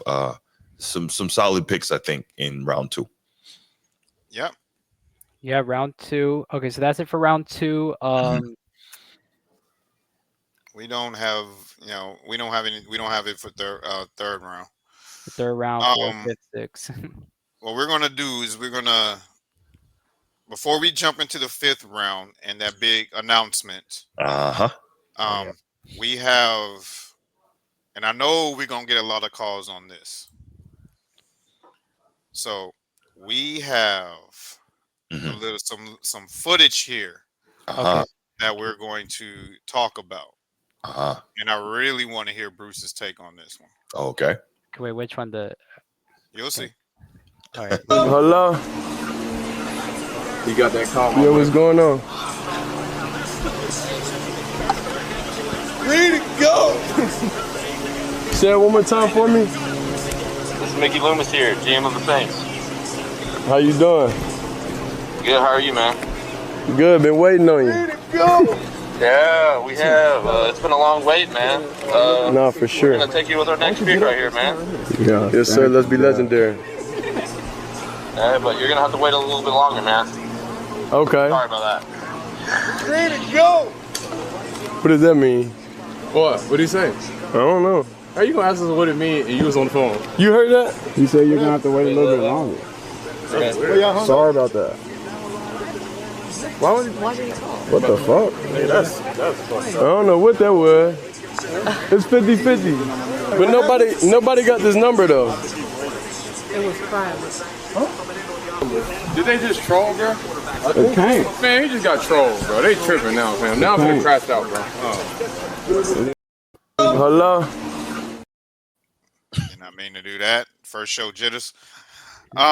So I know I should have gave a little backstory about what we were going to show you, but in this case, I wanted you guys to see it first, then respond. Yeah. What that video was, was I haven't been coughing all day long, and as soon as we go live, here we go. Like, this is ridiculous, guys. So I apologize. I know it's annoying. But what that was is some frat boys that called Shador on day 2 of the draft, and that was around the time that was when the Saints were on the clock in the second round, before they made that shocking pick of picking what's his name, Tyler Shaw. Tyler Shoe. Yeah. So before they made that pick, that call came to him. So that's a backstory on that. So it was 2 frat boys that thought it was a good idea to play a prank on him, as they were the GM of the Saints, and that they were going to pick him there. I'll start with you, Bruce, because I noticed your facial expressions when you were seeing that. What is your thoughts on that video? Man, I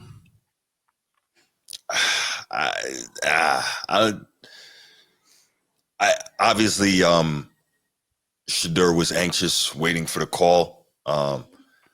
These young college level cats, they're gonna play jokes and do all that, especially frat guys, right? That's just part of the frat mentality. It is what it is. Actually, what I was thinking, this is gonna sound crazy, but what I was thinking, because he put it on speaker and had it up to his ear, I'm like, "You're rich. Where's your Bluetooth?" That's what I was thinking. Are you serious right now? That's what I was thinking, honestly. But I don't know. Reason why I'll say maybe that was purposely done, because maybe he thought he really was getting drafted and they were already recording it. So he wanted it to be to be heard, like a celebration type thing. That could be, and it ended up being a troll. Yeah. Could be. That's a great thought. I didn't think about that, but look, guys are gonna mess with him, and then especially because we thought that when the Giants traded back up into the first, that they were gonna take Shador, and they ended up taking Jackson Dart from Ole Miss. So we get why the Ole Miss frat boys were having a joke. So it is what it is. I'm just at this point, I'm glad Shador got drafted. I'm not happy he got drafted into the Ravens division, but so be it. I think once he gets an opportunity to get on the field as the guy, I think he's going to be pretty good. Yeah. And the Transformer says that the Ole Miss definitely needs to get at them frat boys. For what? For that. For what? They commit a crime? It's a harmless prank. And the thing was a harmless prank. So yeah, exactly. Didn't cost anyone any money. Didn't commit any fraud. Didn't commit any crime. Get at them for what? Yeah. Well, he'll have his chance to. If he calls in, he'll have his chance to tell you. Right. I'm not going to speak. I'm not going to speak for Transformer. Correct. What is your take on the whole thing, Carlos? Messed up. Definitely messed up. Shador's he was waiting and waiting. Shador at one point was supposed to be a number 1 draft pick at one point. Then he dropped to number 5. Then he dropped to 21. Yeah. Then 29. Yeah. Then he was supposed to be an early 2nd rounder. Then we found out he was a 5th rounder. So I thought that was messed up, honestly. But frat boys are gonna do what they do, Yeah. And speaking of those frat boys, I have one more piece of footage to show y'all. Yes, definitely from their side.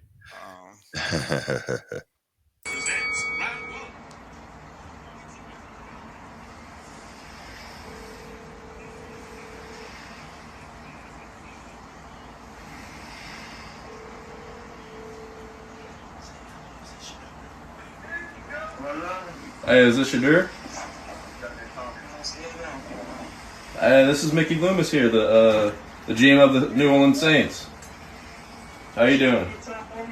This is Mickey Loomis here, GM of the Saints. How you doing? Good, how are you, man? Good, been waiting on you. Yeah, we have. It's been a long wait, man. We're going to take you with our next pick right here, man. It's ain't gonna be legendary. Hey, but you're going to have to wait a little bit longer, man. Sorry about that. Oh my God! He bought it! He bought it! Oh no!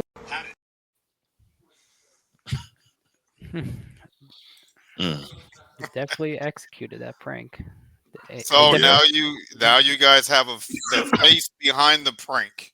Yeah. So, yes, we do our due diligence here on the Be Ready Sports podcast. So we don't just throw stuff out there to you. Hey, if the thing's out there, then I'm gonna put it on here. If the thing's out there, if the thing's out there, then we're gonna put it on here. So, Steve, how did you pull that off, man? No, I'm just kidding.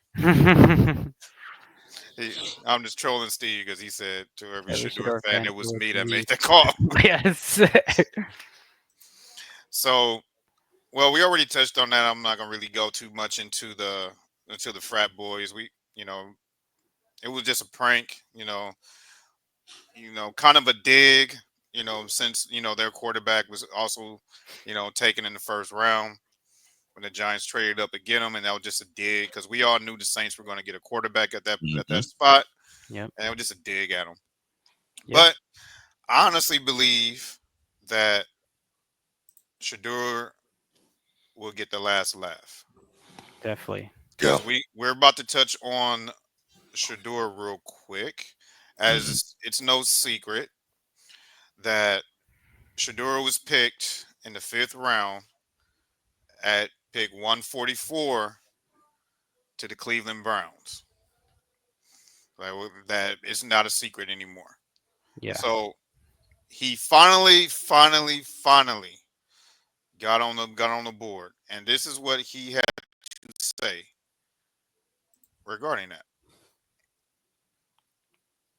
I gotta remove this ticker real quick. He said, "Thank you to the Browns organization for giving me a chance. That's all I need." And I don't know about you guys, but I'm reading in between the lines of that quote.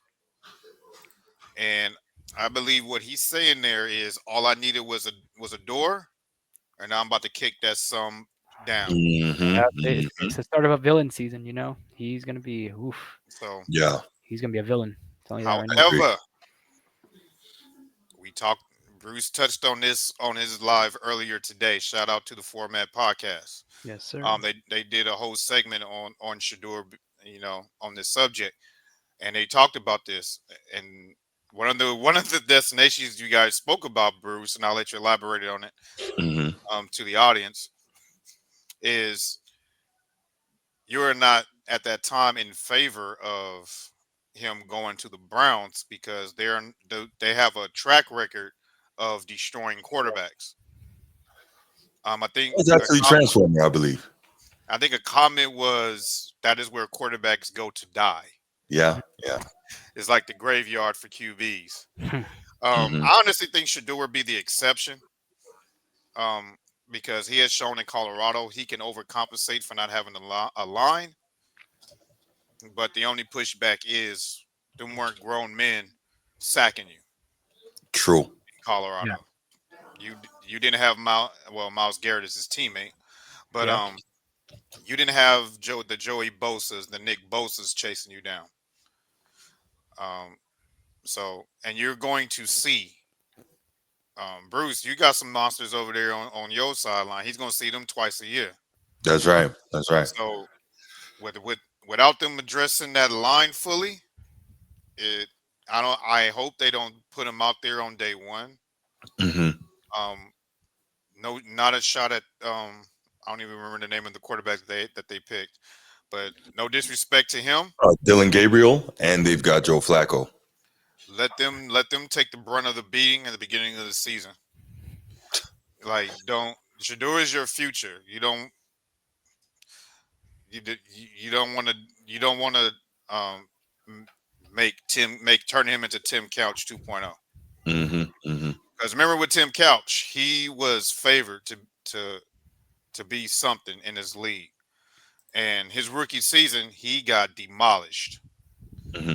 Like they even made memes on him how bad he was getting sacked. Like you remember the one I think it was against your Ravens where he was dropping back to pass and he took two helmets to the chest and one at one time, and Mm-hmm. that was a meme with Tim Couch. So I don't want to see that happen to Shador. I think he should just sit back and and learn and observe, and then if the season and then we get halfway through the season or close to the end of the season and say the Browns aren't going to make the playoffs and it's known, they get them some regular season snaps then. But that's my opinion. Yeah. What is your take on this, Carlos? Before we get to Bruce. Not the most favorable place for Shador to go to Cleveland. You know what I mean? He was supposed to go to Pittsburgh, but that didn't work out. But he's gonna be playing in probably the most competitive conference in the NFL right now. You have Baltimore over at Lamar in Baltimore. You have Pittsburgh. You have Joe Burrow out in Cincinnati.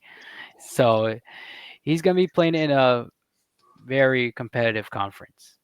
That's if he plays, but I doubt he will. Bruce. Yeah. Nigga Steve trolling you. By the way, I ain't even worried about that, man. I'm not engaging in that. This is you guys' show. Oh man.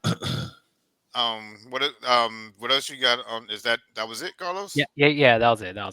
All right, Bruce. Yeah. Floor is yours, man. Yeah. So you guys are going to see Shador twice a year.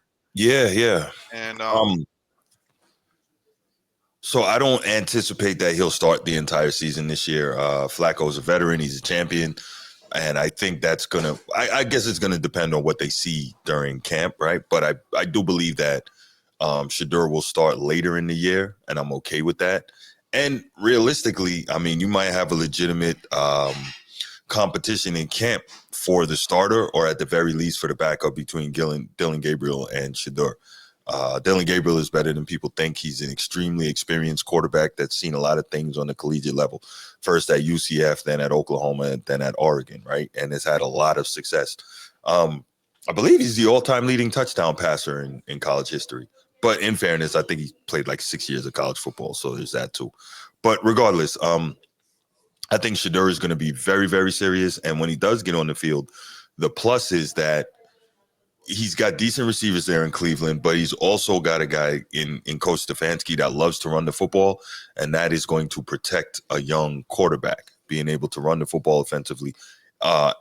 And of course, you have an elite defense in Cleveland. So I think he's going to be fine. I personally am happy he got drafted, but not happy he's in Cleveland, because that is not a guy that I'm looking forward to seeing once he gets it figured out. The only question I have for him is, and I know this is digressing a little bit, is how is he going to do for the first time in his life not being coached by his father, hearing a different football voice and a different football philosophy. I talked about this earlier on our show. And so I think he'll be able to handle it, but I do think it's something that bears watching.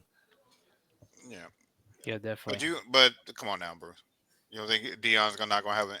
I know he's going to be focused on Colorado. That's right. But you don't think Deion's not going to be poking his head over there to see what's going on in Cleveland? I would hope not. And he's not going to give his input?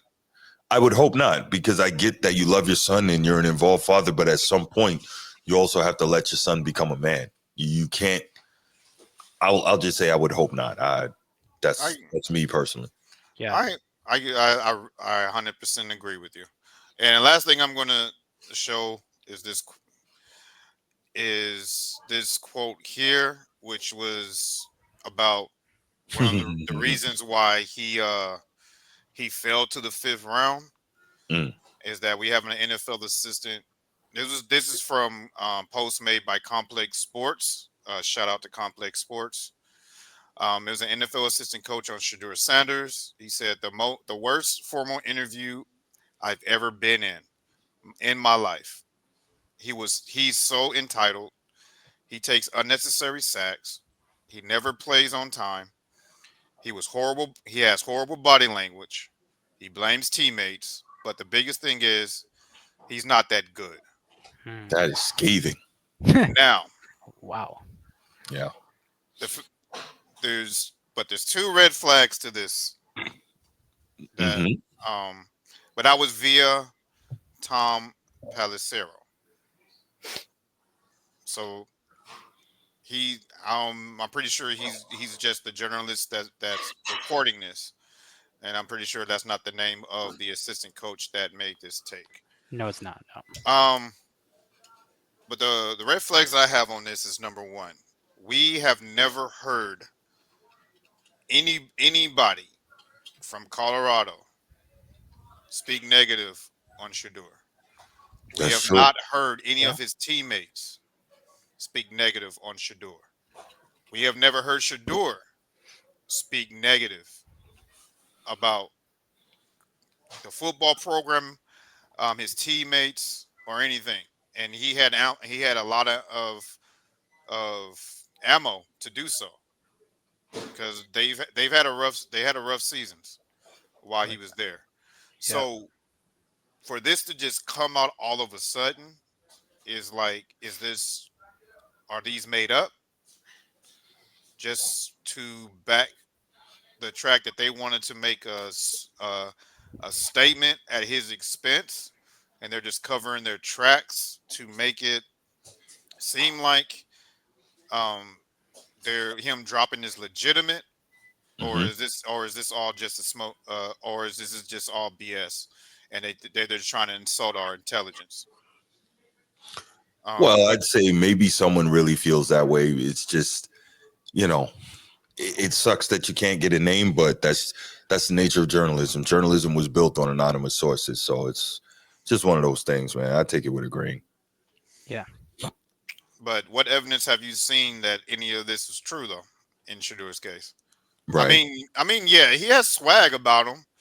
Yeah. But that's to be expected. So I've heard it argued by people that coach and by scouts that he does take unnecessary sacks, and that he the whole never plays on time thing, in that he doesn't get rid of the ball quickly. But part of that to me is the scheme, because if you notice, Colorado had a lot of downfield routes and route combinations. But you could also say that, okay, well, why doesn't he take the simple ones, right? Some people argue that he was trying to, him and his dad, I don't know that it's true, we're trying to stat pad by, waiting and taking the deep downfield throws. Maybe true, maybe not. I don't think so. Entitled, that wouldn't surprise me. I wouldn't, like, entitled doesn't surprise me at all. I'm not saying he is. I'm just saying if somebody perceived that about him, it wouldn't surprise me, right? Now, also, I guess from what he says, like, his dad's always been hard on him and didn't give him anything, so it could be. But some people also don't interview well, right? When they say the worst formal interview I've ever been in my life, some people don't interview well. We know that he's never had to interview for anything, right? We know that. So that could be true. I'm not saying it is. I'm not saying it's not. But when people say, like, I think Transformer says, zero reason to believe any of that, the flip side is, if you're objective and you look at it, you can see that there could be some truth in some of this commentary. To the other point, though, I don't think I've ever heard him blame teammates. So, look, at the end of the day, man, we just got to find out. The beautiful thing about sports is we always get the opportunity to find out. Yeah. And he has plenty of opportunity to shut that up. That's right. So, definitely. Because we've never had evidence that any of that. Yeah. But for what they said about him taking unnecessary sacks and never plays on, they've said that about a lot of big name quarterbacks. They said that about Brent Favre. Brent Favre takes unnecessary hits, and Mm-hmm. he never throw on time, and yeah he led the league in touchdowns for a point when he retired. So um, there's a lot of big name quarterbacks that they said take unnecessary risks, but if you don't take the risks, you don't win those big games. Yep. That's how I look at it. Mahomes takes tons of risks every time, like those underhand throws and all that. Mm-hmm. We they look great on camera, but those are risky throws. Mm-hmm. Definitely. Yeah. So your your argument, like I'm not you, Bruce. I'm talking about Yeah, I the got you. the argument has no substance because there's evidence that says that there are plenty of quarterbacks that Mm-hmm. have been labeled this, Mm-hmm. that have took those risks, Mm-hmm. that have held the ball a little bit too long, and they have won Super Bowls, they have won MVPs, they have broke a lot of NFL records, and a lot of them are in the Hall of Fame. Steve Young was one of them. So, so I'm gonna. Oh, and so Carlos, what is your take on this? We haven't heard your side on this, and then Yeah. we'll open it up to college football. Yeah. Um, he does take some unnecessary sacks. If you saw that 2023 season with Colorado when they went 4-8, that Mm-hmm. was awful for Colorado. They went 3-0 to start off the year. We all thought, oh, Colorado might be a playoff team. Then they end up losing like what, like 8 straight or something like that, 7 straight. Like, and they lost 7 out of their last 8. Like, because primarily because of the O line, because Shador couldn't be protected, and he does take unnecessary sacks, but mainly because of his O line at the time. But then if you but when you saw the season after that in 2024, the O line got better. You know what I mean? They brought in Jordan Seaton. You know what I mean? They brought Jordan Seaton, who Mm-hmm. was a five That was a good five move. star, 5 star from IMG, who Mm-hmm. really helped out. And I feel like when he got in, like the O line was better. Shador was able to give to guys like Travis Hunter, Jimmy Horn Jr., LeJontay Wester, transfer from Florida Mm-hmm. Atlantic. He got those playmakers going. And to be honest with you, that first game against North Dakota State, like I felt like I was watching the Dolphins out there with Colorado in that week 1 game against North Dakota State. Like I felt like I was watching the Dolphins play because they were just running so fast. Jimmy Horn, Travis Mm-hmm. Hunter, like that was like a really good game. They survived it though, but they still won. Just real quick, guys. I know it's our first show, but so we can keep growing, let's hit that like button. Um, let's like it up. So so our platform can grow, and we can continue to bring out this exciting content to you on a weekly basis. So let's hit that let's hit that like button. Like, share, subscribe. Like, share, subscribe to the channel. So what we're gonna do now, we're not gonna take calls yet. Um, we're going to dive right into college football. The draft is out of the way, so just getting into the college football season. Early preseason predictions? Who do you see coming in next year? That's going to be the the next one. Then who you think is a lock for the first overall pick for next year? Mm-hmm.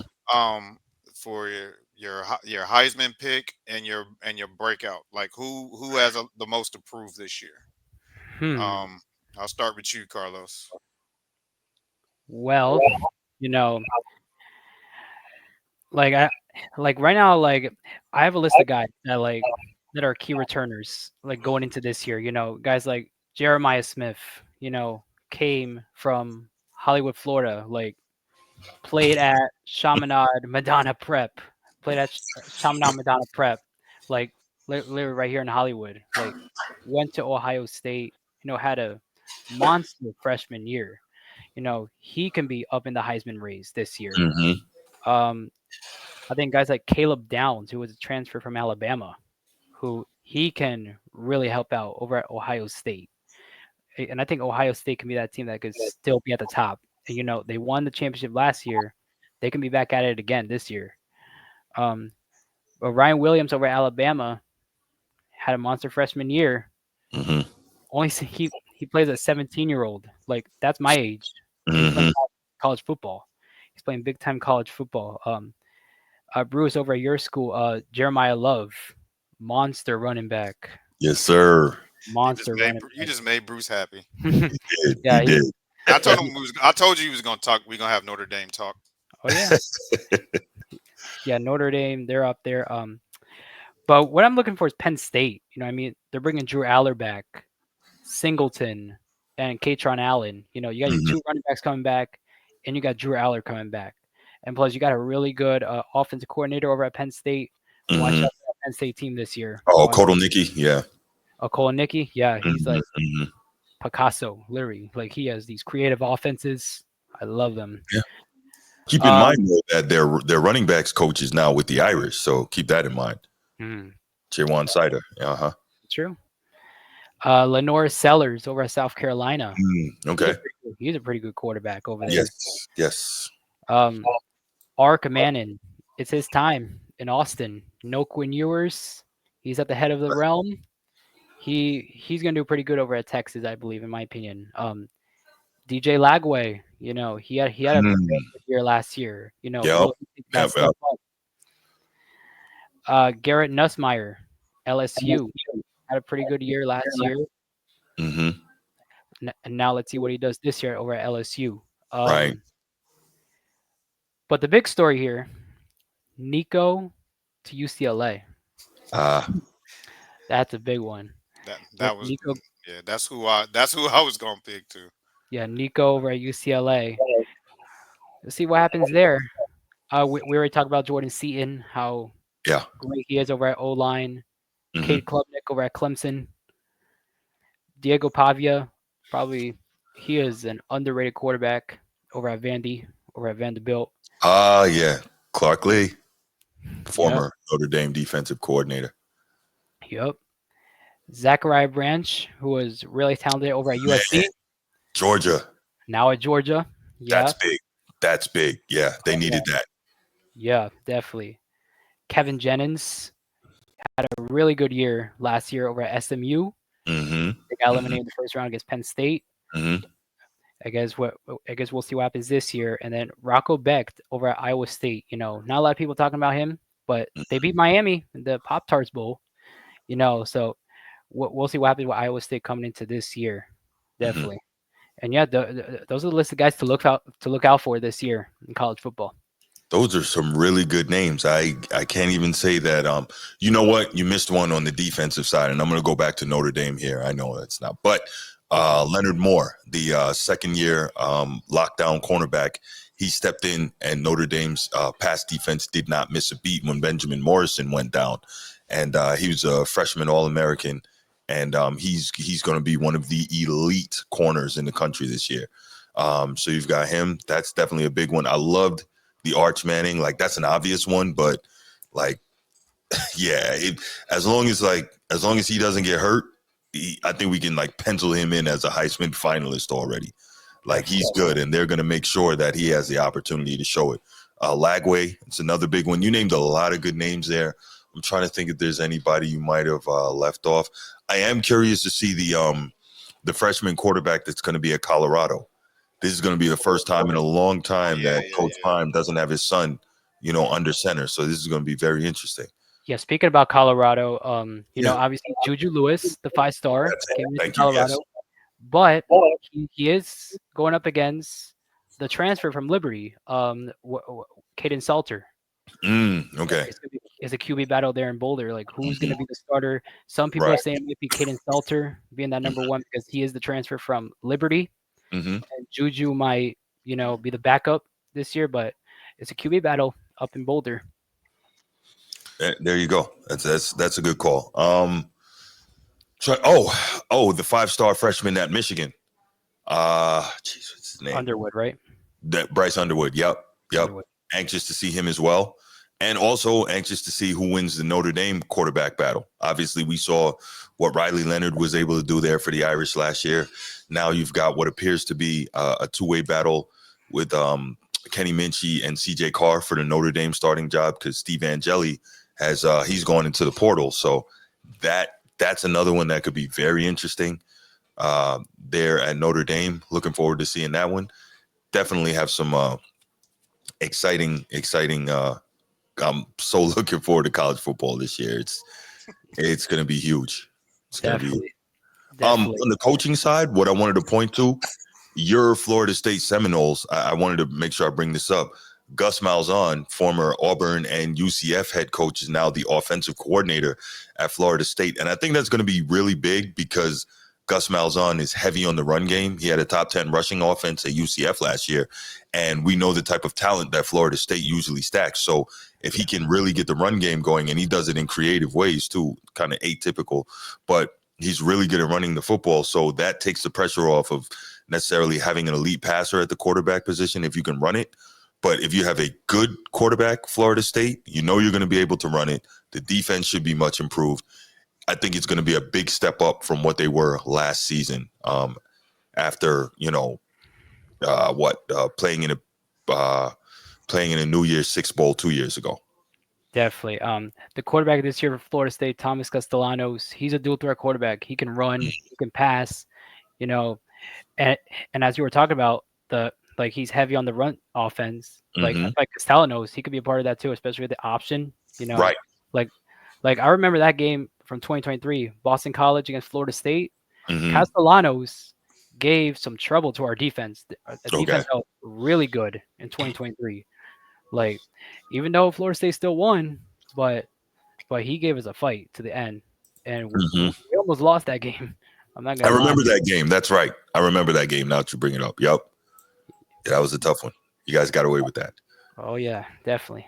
So what is your preseason picks for the Heisman? Who are you looking out for? I think Jeremiah Smith, he's up there. Ark Manning, he's definitely up there. I think a guy like Kevin Jennings, he's a dark horse, definitely for that Heisman. Okay. If Drew Aller can be the quarterback that he can be, he can't. Hey, he's playing at Penn State that can't win big games. Like Penn State's known for not winning big games. Right. Like that's always going to be the narrative until they win that big game. Yeah. They had a terrible passing offense last year. So. Yeah, but Drew Aller, I don't even know about Drew Aller, to be quite honest with you. Like, he's got to reach his potential over at Penn State. Right. Sellers, I feel like that's a dark horse. Sellers over at South Carolina. South Carolina had a pretty good finish last year. Had a really good finish. They did. Beating A&M at home. I feel like that definitely put them on like the radar. Definitely. Yeah. But yeah, I think guys like Jeremiah Smith, Kevin Jennings, Ark Manning. I feel like guys like that will be contenders. But at the end, as of right now, according to my list here, I think Jeremiah Smith might get it. Or Garrett Nussmeier, by the way. That's a big one. Sid. Yeah. Shout out to Sid. Garrett Nussmeier. Definitely up there. He's underrated. But give me Jeremiah Smith for now. Yeah, I think I'm not upset with that. I think big shot by Jokic. I think that would be definitely a major normally that's a quarterback award, but I don't at this point see any quarterback running away with it. Jeremiah Smith is a monster though. He is a damn monster. Literally sealed the national championship with a 54-yard catch. So I mean, yeah, he does that. But yeah, not upset at Jeremiah Smith being your front runner for Heisman at all. Again, normally it's a quarterback, but yeah, since I don't see any quarterback distinguishing himself at this point and taking the lead, it'll probably take a few weeks before we kind of get a feel for what quarterback is kind of, stepping out in front of everybody else. But yeah, I'm good with Jeremiah Smith. That's a great call. Yep. Yeah, I'm leaning towards Jeremiah Smith too. I Mm-hmm. think, man, he's still growing. He's only That's going to get scary. bigger. That's scary. I feel like he's going to have another breakout year, and I'm not mad at that. That's who I picked. Mm-hmm. So what we're going to do is we are going to so this is what we're going to do. We're going to open up the phone lines here for the next 15 minutes or so. We're going to take 3, and then we're going to have one little. This is what's going to set us unique from everyone from a lot of shows. We're going to have a little game here that we're going to with Bruce, with Bruce and Carlos, and we'll discuss it after the call. So Game time. Go ahead and this will be the fun, and you guys also will get to vote on who wins the competition between Bruce and Carlos. So the chat, you will be the judges. Oh, so shoot. We're gonna open up the lines. We're gonna have three calls, and we're gonna have your college football discussions. Who's your breakout stars that you're looking for? Who do you think is gonna win the Heisman, and who is your preseason favorite?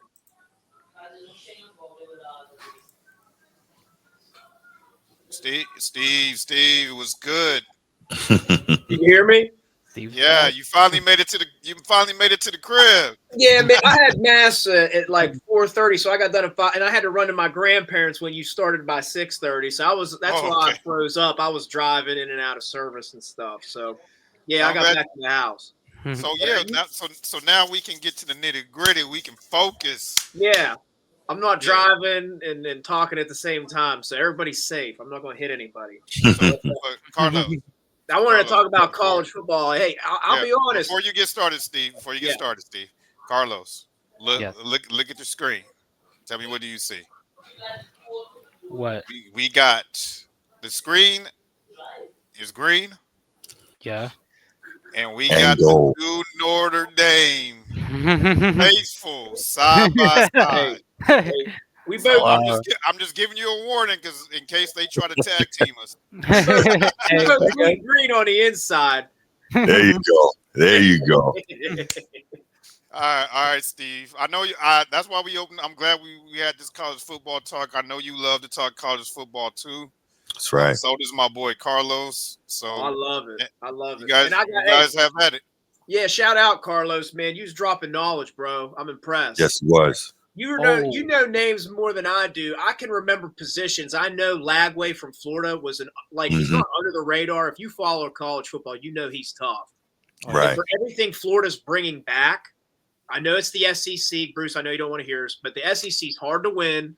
It's tough. Yeah, it is. But given what they bring back and what they have with Lagway, they have a chance to make a run. I could not remember the South Carolina quarterback. He's another guy that it's like when you watched the second half of South Carolina's season, that kid was a stud. They were winning, and they were winning big competitive games.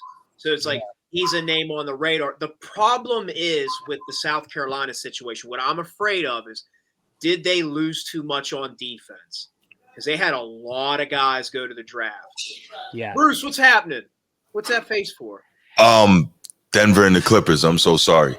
What happened? I don't have the TV on right now. Aaron Gordon just caught an alley, like literally at the buzzer. Yeah, that was Jokic 3 air ball, and then wow. It might count too. Did Denver win? Oh wow. Win? So how are they gonna measure this? This is crazy. They're looking at it. Well, it would have tied it. They're looking at it to see if he got it through on time. Okay. So the Clippers came back and took the lead then, because I was kind of watching on my it was 7.99. Yeah. So I might have been behind, so I didn't even see him come back and take the lead. That's my fault, guys. I was so locked in on the podcast, I didn't even. I don't blame you, man. I wasn't even looking. One thing at a time. But Wow. Yeah, this is the first one, man. I was locked. I'm curious. Holy cow. I'm curious of Bruce and Carlos's thought process on, like, I know we were discussing the Heisman. I'm happy to talk about that.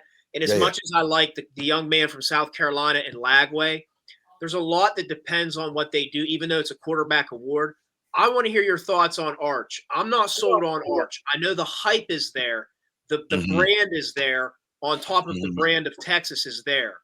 But in the small doses we saw of Arch last year, and granted he's young, I don't know if this is going to transition as well year one of him being the guy as we think it is, especially being in the SEC. I could see them losing 2 or 3 games. And I'm not trying to twerk for the SEC, Bruce. No, I get it. For a first-year full-time starter, that's a tough conference to navigate unscathed.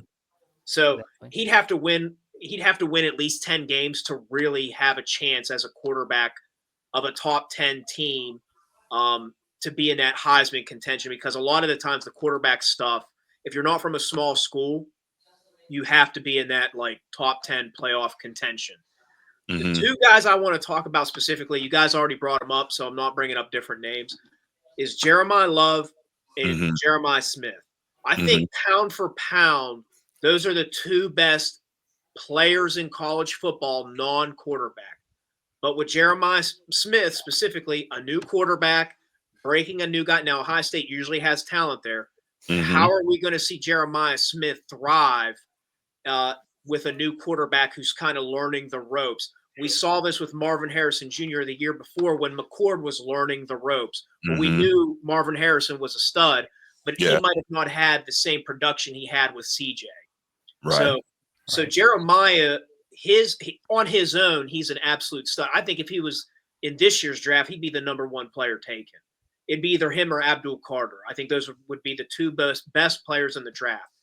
But Jeremiah Smith, because of his position, it's going to bank on how does that quarterback position fill out for Ohio State so that he can maintain his production. Jeremiah Love, now Bruce knows this because he's my therapist during Notre Dame games. Jeremiah Love is based off of what Mike Denbrock does, the offensive coordinator at Notre Dame. If Jeremiah Love got a full dose of a starting running back's volume, similar to a Gentry or like something like Henderson and Judkins split time, if he were to get a full dose as the guy, I think we'd be talking about Jeremiah Love as like, this guy's a top 10. Oh, this world. He's unreal. I mean, Laker Nation, I promise I'm not trying to like throw shots. But like in the USC game, I'm really not, because USC played Notre Dame tough. They like, sure for did. us to come out of there, you have to think it was 2 back-end pick sixes that made that score look like what it was. That's right. Because I'm telling you, we could not get to the quarterback, and that young blood from USC was torching us. Yeah, he's a bad boy.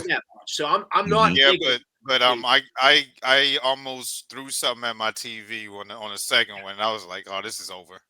You were damning me and Bruce under your breath. No, I didn't know you guys. I didn't know you guys then.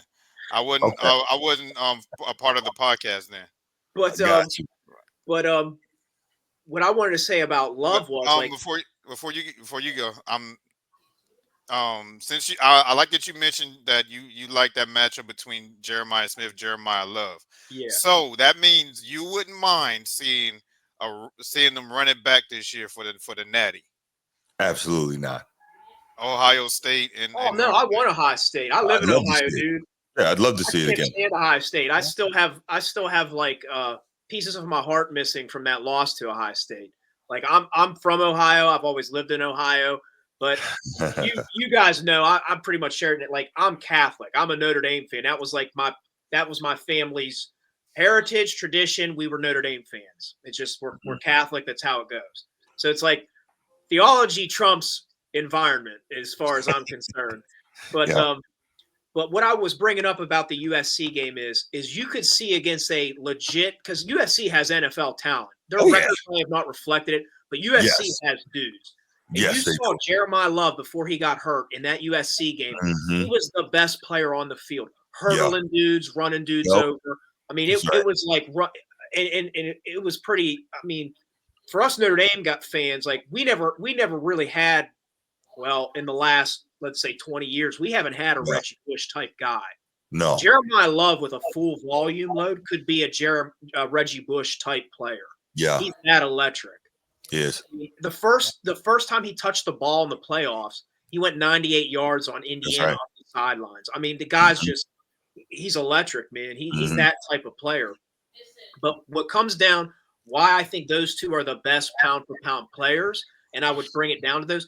But it all bases Jeremiah Love's production off how does the quarterback situation pan out at Ohio State, because it's going to be somebody new.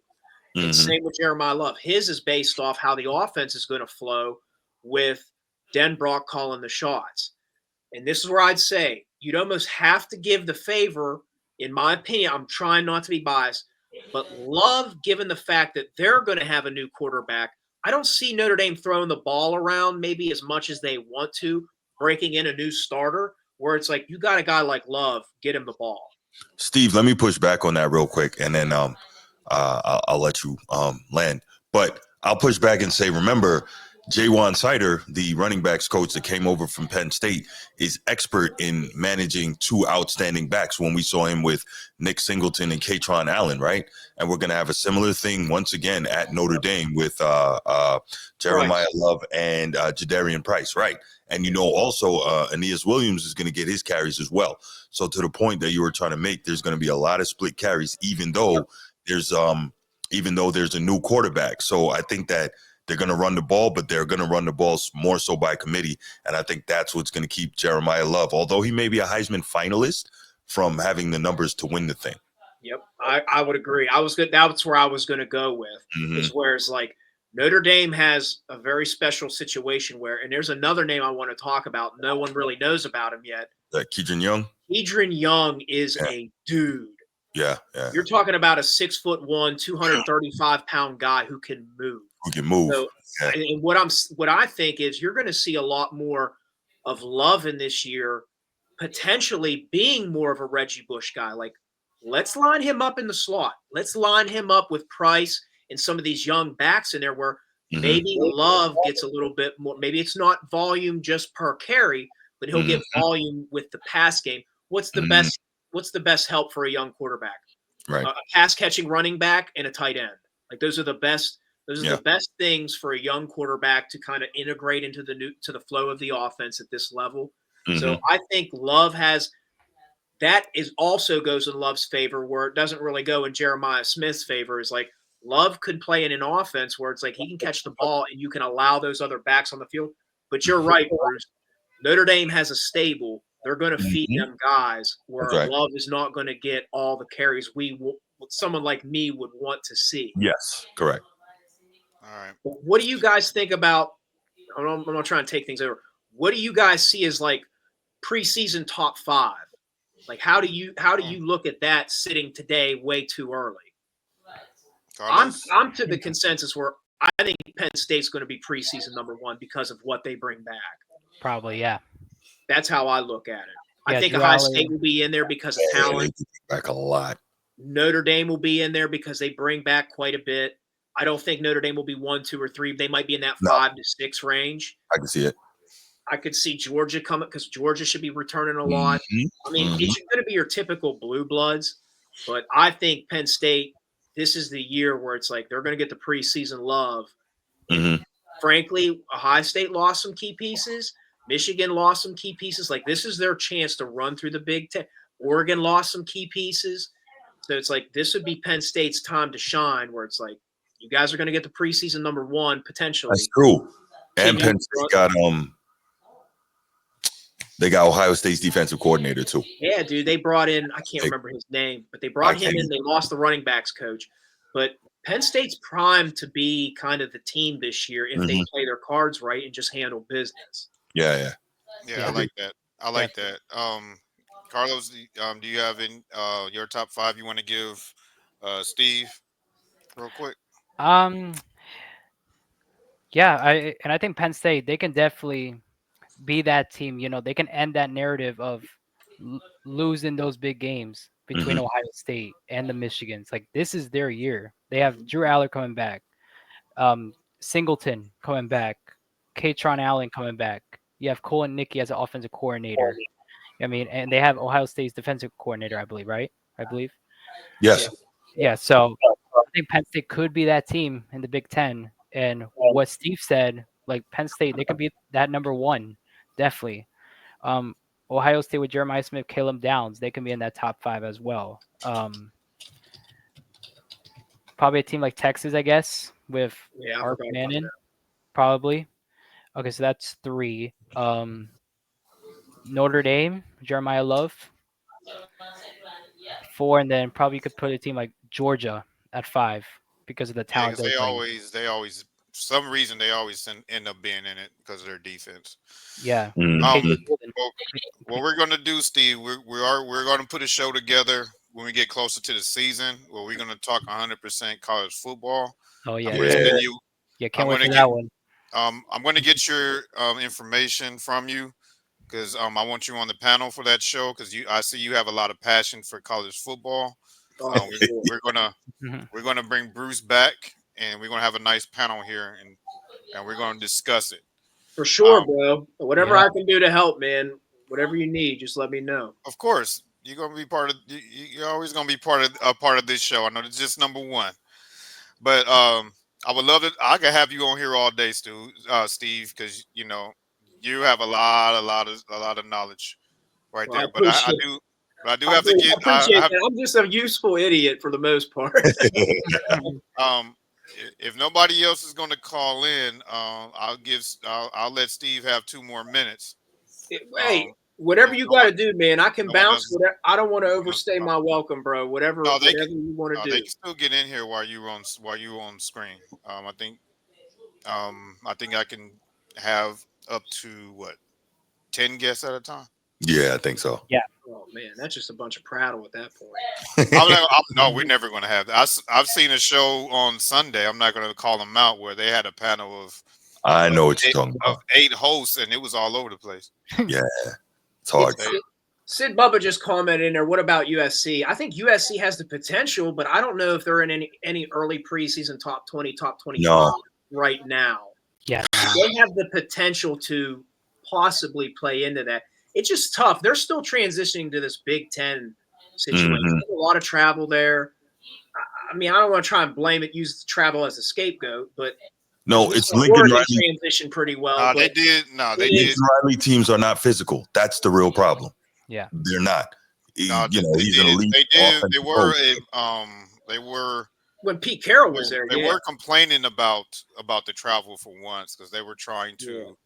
I think me and Bruce was having a little back and forth on that. Yeah, I still haven't seen the article, but he said that they were trying to drop the Notre Dame and I sent it to you. The Notre Dame rivalry because of the travel now because they're in the Big Ten, and I'm like, you are like that's a bunch of horse shit. Excuse my language, Carlos. I bet. We're good. Because that's some coward shit, and I don't want to hear that from the coach of my school because I would literally, as a fan, call you out. Well, I'm actually doing it now, but I will say, Bruce, pull your strings, get me on TV. I will call you out on national TV and call you a sucker if you're trying to duck a rivalry because you're complaining about travel when you guys petitioned to be in the Big Ten. Yeah. Yeah. That will be a coward move. Like you don't if you want to X a game, you X somebody else. Like don't play Washington no more. Don't Washington State. But this is a rivalry that's been going on since the beginning of time. Notre Dame lives for they want to beat the hell out of those damn Trojans and vice versa.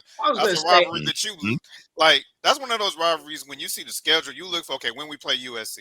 Yeah. Right. Historic. So you cannot end that. Like people were right on both sides. Yeah, from our position, we look that as like a mainstay on the schedule. That's a team that I'll be honest with you, Laker Nation. I cheer for USC when they don't play Notre Dame. I want that game to matter. Yes. I want that to be a you got to have both teams good for that game. Yeah, right. Yeah. I don't want to see USC with 5 losses by the time we play them. Yeah, I want to play USC undefeated. Like the year we played with Caleb Williams both times. They're ranked.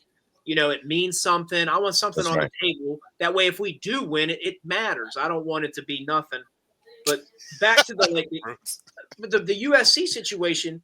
Here's the thing: they have the brand to recruit to the Big Ten level to make this transition work. Like USC can go in any house in any part of the country and sell their brand. It's USC. They're one of the 5 to 6, 7 best college football programs in the country, historically.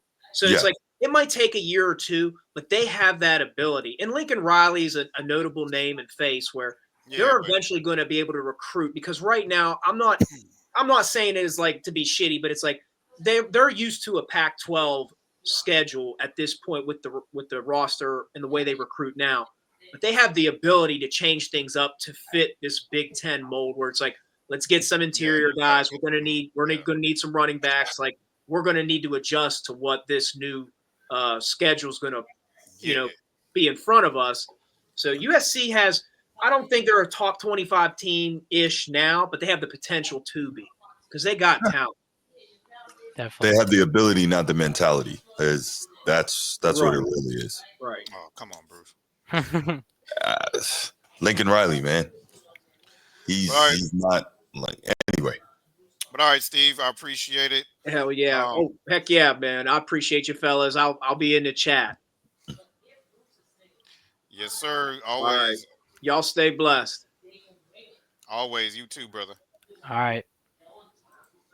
Always a good call from Steve, man. Always a good call from Steve. Always. Oh, yeah, definitely. Definitely. Well, if we're not going to get any more calls, then we'll move on to the last bit of business, and then we'll wrap this up. Yes. So I'm going to give about 60 seconds to see if we get any more calls before we go. So Transformer put on here that it counted that Denver won. Yeah, they did. Yes, that was crazy. So it's split second. 2-2. 2-2 now. Yeah. I think the Clippers were down by like 20 at one point. The Clippers? They were. Yeah, like 62-42 at one point. Yeah. I still say Clippers in 6. Nah, that ain't happening. I'll say Clippers in 6. We don't get any more calls. I might want to click that link and get on. Talk college football. Sid says the biggest compliment that I've seen in this chat all day for you, Carlos. He said you are a sports savant. Carlos is on it. Yeah. So, shout out to Sid, man, for you don't know how much.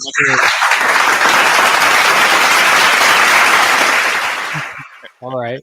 Thank you, Bruce. I'll take that. All right.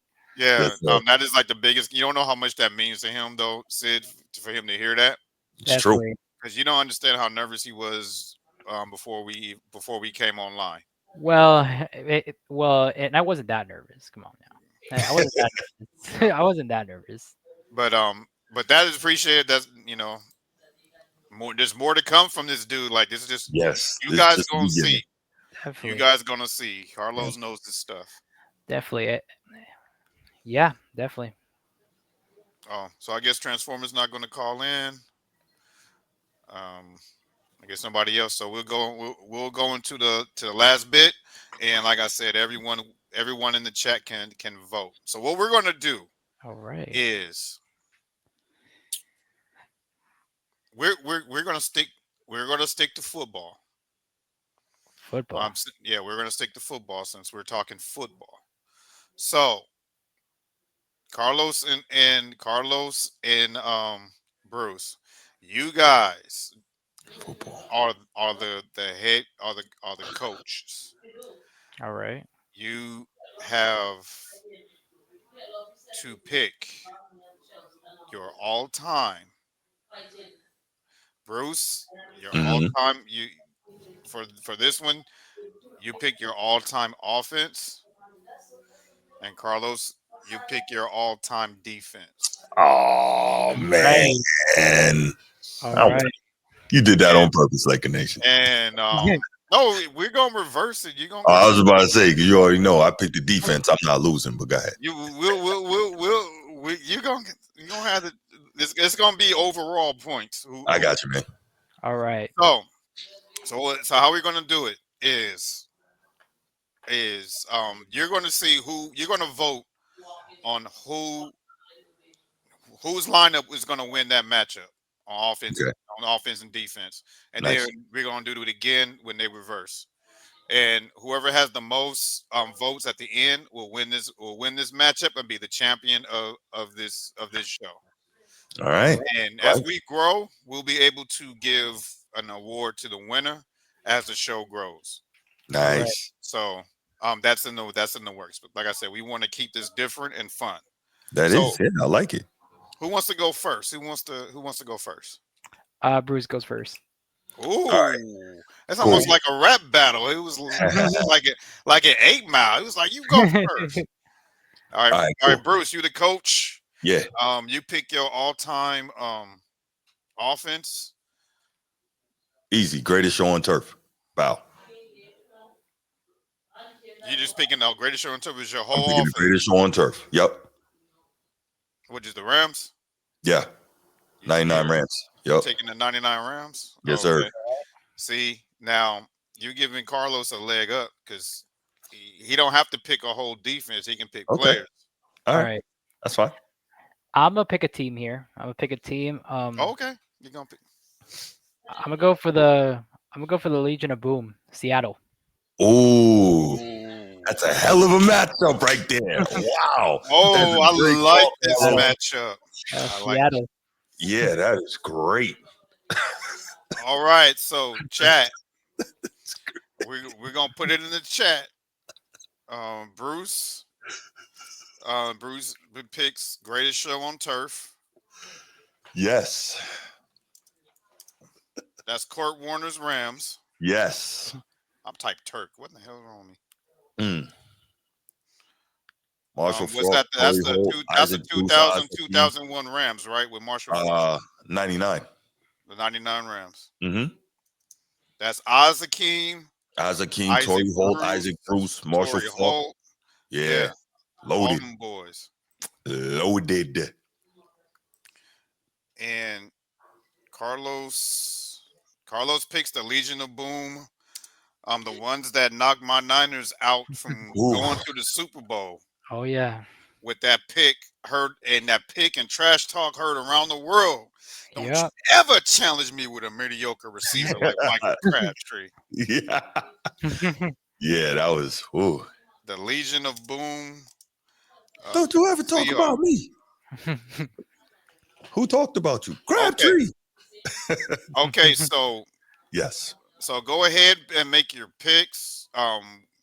Whoever you can't pick both. One either Bruce, the 99 Rams, greatest show on turf offense, or Carlos with the Legion of Boom Seahawks. This is a good matchup. I can't make a pick because both of those gave my Niners problems. Mm-hmm. So and it's funny that they stuck to my division.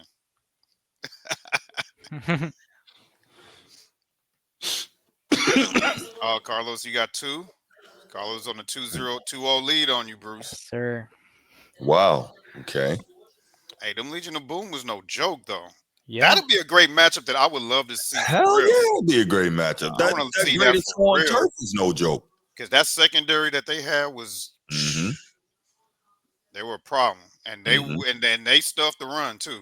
So yeah, I got another offense. I already chose, but I mean, just for the sake of discussion, if you want to match up with the physicality with the Legion of Boom, then you could choose the what year was that? You can choose those Vikings that went to the NFC Championship game with Chris Carter, Randy Moss, Jake Reed, Robert Smith, and was that Warren Moon at quarterback? You could choose that offense. Crazy. Oh, I see. Yeah, he did play for Minnesota. Yeah, over there. Yeah, he did. Did. Second team All Pro. Yeah, he sure did come over. Showed there. out. He looked good in that purple though. I ain't gonna lie. Warren Moon looked good. With that purple number 1, it was cold. But yeah. So is there going to be any more votes? I think that's that. I don't know. Well, I guess Carlos takes round one. Okay, Carlos. All right. All right, so Legion of Boom. Carlos has round one. That's okay. Now, I got some for him now. All right. Now, in the midst of a tie, Yes. then we're gonna have a quick trivia, Okay. All right. and the first to 5 will win in case Nice. it's a tie. Okay, I like it. All So, right. so now Mhm. it's reversed. Yes. Bruce, you're on defense. Yes. You can pick player by player, or you can pick a solid. Don't need to. Don't need to. Carlos the same. You're on offense. So All right. since Bruce went first on offense, Mhm. Carlos, you go first. This is your offense. All right. I'm gonna go players this time. I'm gonna go players. At quarterback, give me Tom Brady in his prime. Ooh. A QB. Taking Tom Brady. At running back, give me beast mode. Marshawn Lynch. Mm. Tom Brady heading off the beast mode. I like Ooh. that. Brady. Ooh. Ooh. Let's see. At receivers, give me Randy Moss. Mm. I'm stumped here. But I can't give you a lifeline though this time. like last time. I can't give you a lifeline right now. Yeah, where I got cooked. Because if that's the case, I have to give Bruce a lifeline, but he ain't gonna need it. I don't need it. I don't need it. I'm ready. Come on, you got beast. All right, you got Tom. You got Brady heading off the beast mode, and you got Moss on one side. Yeah. Give me Jerry Rice. How about this? Jerry. Mm. Oh, Moss and Jerry. Oof. Give me. I'm gonna get one of Tom Brady's teammates. I'm gonna go for Julian Edelman. In the slot. Yeah. Okay. All right. I'm gonna give one of his teammates. It's good. Solid receiver core. Shoot, that's scary. It's good.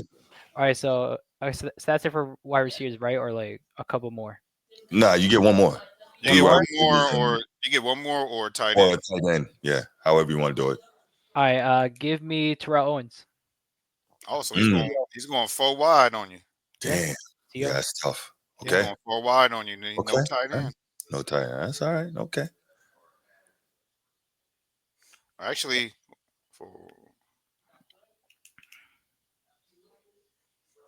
nope, no tight end. All right. So who's gonna be in the trenches? You can pick a group, or you can pick individuals in the trenches. I'm picking a group. Picking a group. No, I'm talking about Carlos for his O line. Oh, okay, got you. Because I know what defense Bruce is picking, and you better have a solid O line. Oh yeah, group. Yeah, definitely a group. I agree. I agree, Transformer, but it was Carlos's. It was Carlos's pick. I mean, he got a solid 4 wide though. Like you line up Moss and Owens on one side, that is trouble. Yeah, definitely. That is true though. You do need run blocking with beast mode. That is true. That is true. But who you got in the trenches? In the trenches, I'm not really good with offensive linemen, but you can pick a group. Well, I know, but like I'm not good at selecting groups for O lines. Like, you got some solid group. You got you got Transformers favorite. You got that Green Bay line that Elway, not Elway, that Brett Favre is untouched in the Super Bowl. You got that O line. You got the nasty boys that blocked for Emmitt Smith all them years in the Cowboys. Oh yeah, definitely. I'm gonna go for Green Bay. Green Bay's O line. Yeah, that's a perfect pick because I'll go for Green Bay. Yeah, that's way back. That's a solid O line. The Redskins. All right, so we got Green Bay's O line from I think that was what 96 or 97. 96. When Favre got his first one. Against Patriots. You got Moss, Terrell Owens, Jerry Rice and Jewel Edelman, Mm-hmm. wide receiver, and Mm-hmm. you got beast mode in the backfield. How are you Mhm. defending that, Bruce? 2000 Ravens, greatest defense of all time. Can't score on them boys. Ed Reed, all right. No. Ed Reed was the 2013 Ravens. That was later. The Oh, 2000 Ravens are the ones that That average was giving before up Ed 10 Reed. and a half points per game for a season. Think 168 points for the entire season. wow. Yeah. Did not allow a 100-yard rusher. Ray was a young pup back then. Yep. Knocked 6 quarterbacks out of the games and pitched 6 shutouts that year. Dominant. You can't do anything. But they're gonna have they They never had their faced work cut out for them, no doubt. They offense like Yeah. that. But guess what though? You're running 4 wide. That means you got less. That is true. You got It less is true. blocking. They That's come in to true. get Tom Brady. They're gonna kill him. That is true. Yeah. Well, and I do have Marshawn Lynch, but That's true. yeah, I do have Marshawn Lynch. Beast Mhm. mode. But okay, but Transformer. Yes, you did know it would be Ravens, but if it wasn't them, it would have been the 85 Bears. So either way, you're not doing anything. But yes, it's 2000 All right, Ravens. so who wins this offense defensive matchup?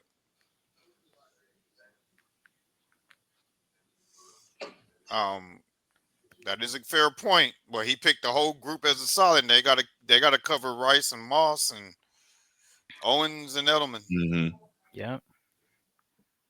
Be all right. Bruce, all I right. said it got Bruce. Bruce That's got one on this matchup.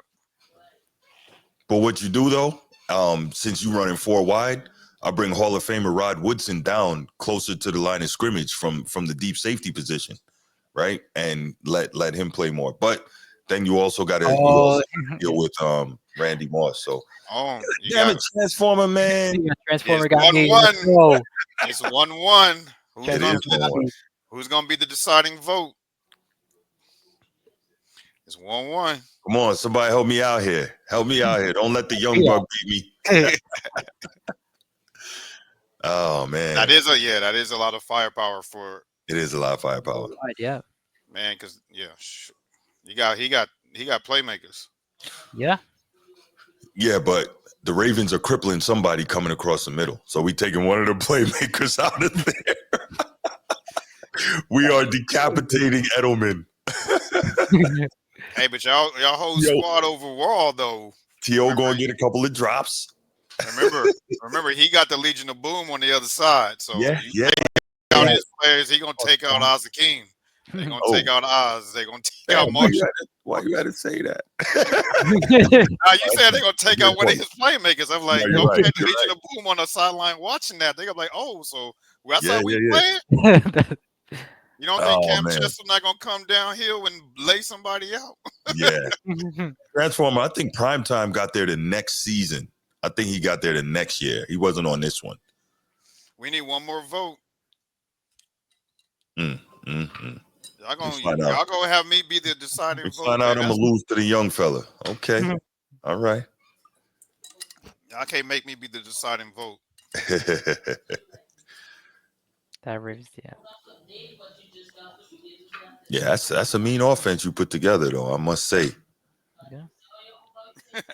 We need one more vote. That's right. One more.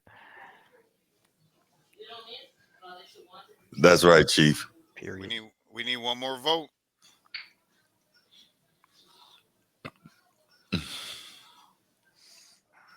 All right, since nobody's voting. Yeah, I think Tony, you might have to be, yeah. I'm gonna say it's trivia time. What happened? Yes. You go with Bruce? I'm gonna say it's trivia time because all right.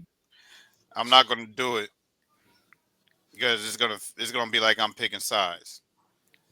All right. Okay. So,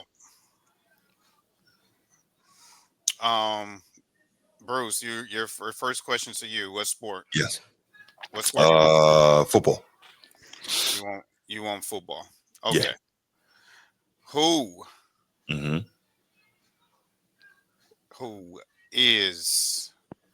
who's set the record for the most um yards passing and the most Mhm. interceptions?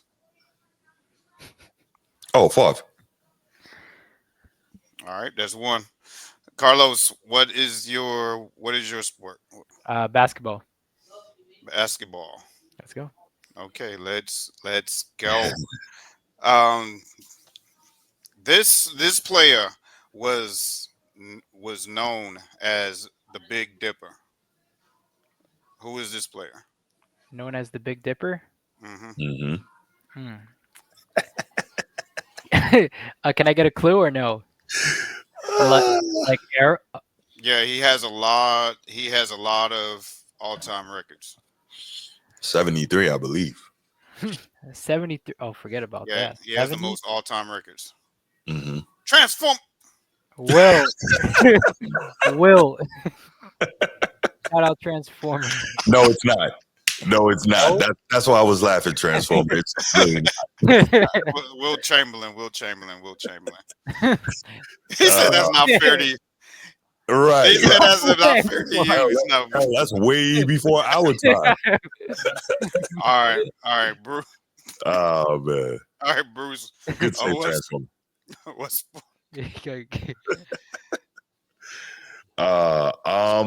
I will go basketball this time. I'll go basketball. all right? Basketball. Yeah. All right. Um. Uh. This player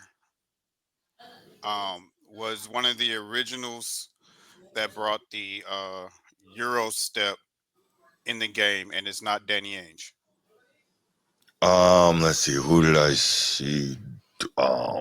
Man. Okay, I know I saw David Robinson do it in the late '80s. It's not him. Vlade Divac. Nope. Pistol Pete. Oh. Okay. All right. So Carlos, if you steal Okay. this, you win the trivia. All right. Okay. Wow. That's a good one. So if you steal this, you win the trivia. What sport? Basketball. I'm staying with basketball. You staying with Yeah. He's a staying hooper. with basketball. Yeah. Okay.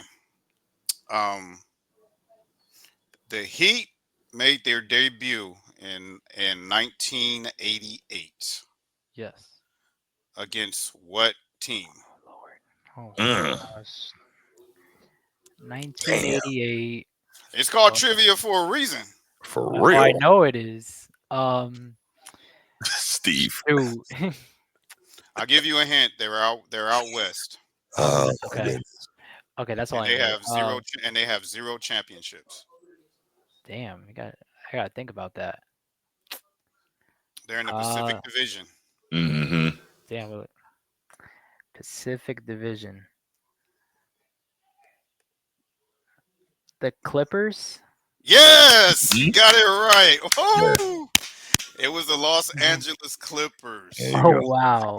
Yeah, that was the very first game That's a good one. in Miami's franchise history that Clippers Wow. actually had to come back and beat them. And 88. Danny Manning was on that team. they, There you go. yeah, the Clippers actually 88. came back and beat them. Mhm. Yes. Carlos, good job, man. Oh my goodness. Wild guess, yeah. All right. I Yeah, believe Ronnie so, Cycli- Sid, brother. yeah, Ronnie Cycli was on Ronnie that. Cycli, Keith Askew, and those guys. Yeah. So Carlos wins the first matchup. Wow. All right, Carlos. Yes, Good sir. job. Good job, Carlos. Thank you. Yes, sir. As y'all Thank can you, see, thank my you. man has his basketball knowledge. Yeah. I'll take time for one more call before we rise up out of here. The Big Dipper was your question for him. Tony. Hey, Transformer, it's called trivia for a reason. Oh, that's classic. That's classic. Hey, it's called trivia for a reason, Transformer. All right. Man. All right. So the way we go out, Bruce. Yes. we're gonna say to be ready, and then you say stay ready for Be Ready Sports, Okay. and that's how we get. That's how we go out. All right. So All right. so count of three, Carlos. Let's take us home. All right. 1, 2, 3. To be ready. Stay ready. Oh, All right. really, Sid? What? Sid gonna call when we about to wrap it up. Oh my God. Oh man. Man, we got a high schooler here. We got to get him all right. Sid, man, we got a high schooler here, man. All right. His mom know. Hey, it's Saturday night in LA. Hey, His mom know where I live. She gonna pull up on me like, "Why you got my son online for 3 hours?" It was supposed to be a quick show. Oh man. Supposed to be. What? Shoot, almost 3 Oh, hours. the Warriors were on. That's right. That's right. okay. What you got? What you got, Sid? You good. Sid, you froze. Jeez. Oh, there we You know go. what? I was thinking that though. I was gonna say, we ready, be ready, be ready, be ready, be ready. For copyright reasons, I can't do that. Oh. I know, right? Yeah, they don't play. Yeah. Yeah, that NFL don't play, boy. They don't care that you. They don't care that you were starting out. They were like, "This will be our first and last episode." Oh my goodness. What you got, Chief? That was about it. Let's go. Commend Carlos for the victory. Not many can get one on the captain. Yeah. Thank you. Impressive. But, That's all I want to say. I had to get him with the Pistol Pete question because I gave him I thought about it after. It's like, man, this dude. I gave him a softball with the Brent Favre one. Oh man. I was like, I got to make him think about this one. So that's why I hit him with the Euro question. Yeah, people don't realize that Pistol Pete was that dude. And a lot of stuff that you see in the game today, he brought it into the game, and he was called for travels and a lot of for that because those were legal moves even back then, but they never seen it before. Yeah. So they were like, yeah, nope, that's like they were complaining that like he can't do that. You got ref. Yeah, Like, David he's Robinson coming came home from the '88 Olympics, and he did the Euro step in the NBA. It was a clean Euro, 1-2, and he got called for travel because they were like they didn't know how to officiate it, but it was clean if you look at it. They had never seen anything like it. Yeah. Yeah, and then that move that you see Rondo do all the time with the Celtics, that fake wraparound lay. Pistol did that. Pistol did that all the time. Yes, he did. He did that finger roll from the free throw line. He just came down court, hold that ball up high, put it behind his head, and just finger rolled at it. Man, Pistol was insane. Yeah, he was. Yep. Yeah. And they didn't have a 3-point line then. And he used to hit those from out there. Yeah, they I think it was Dale Brown did the math on it, charted every shot he took in college. They said if they had threes back then, he'd average 58 in college. Yeah, Pistol was insane. Yeah, he was.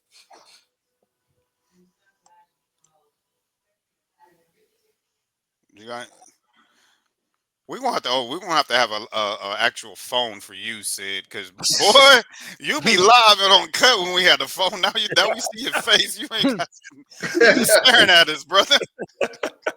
Okay. Oh man. So I was just commending Carlos stuff. Okay. Yeah. Thank you, Chief. All right. Shout out. Keep watching, man. This is just the beginning, man. Carlos got a lot of knowledge in that noggin. That's right. He does. All right, Transformer. I see you in the studio. Yeah, there he is. What up? There he is. Oh, What's going on, fellas? He keeping up with the green theme, and he brought it coming in with the pack.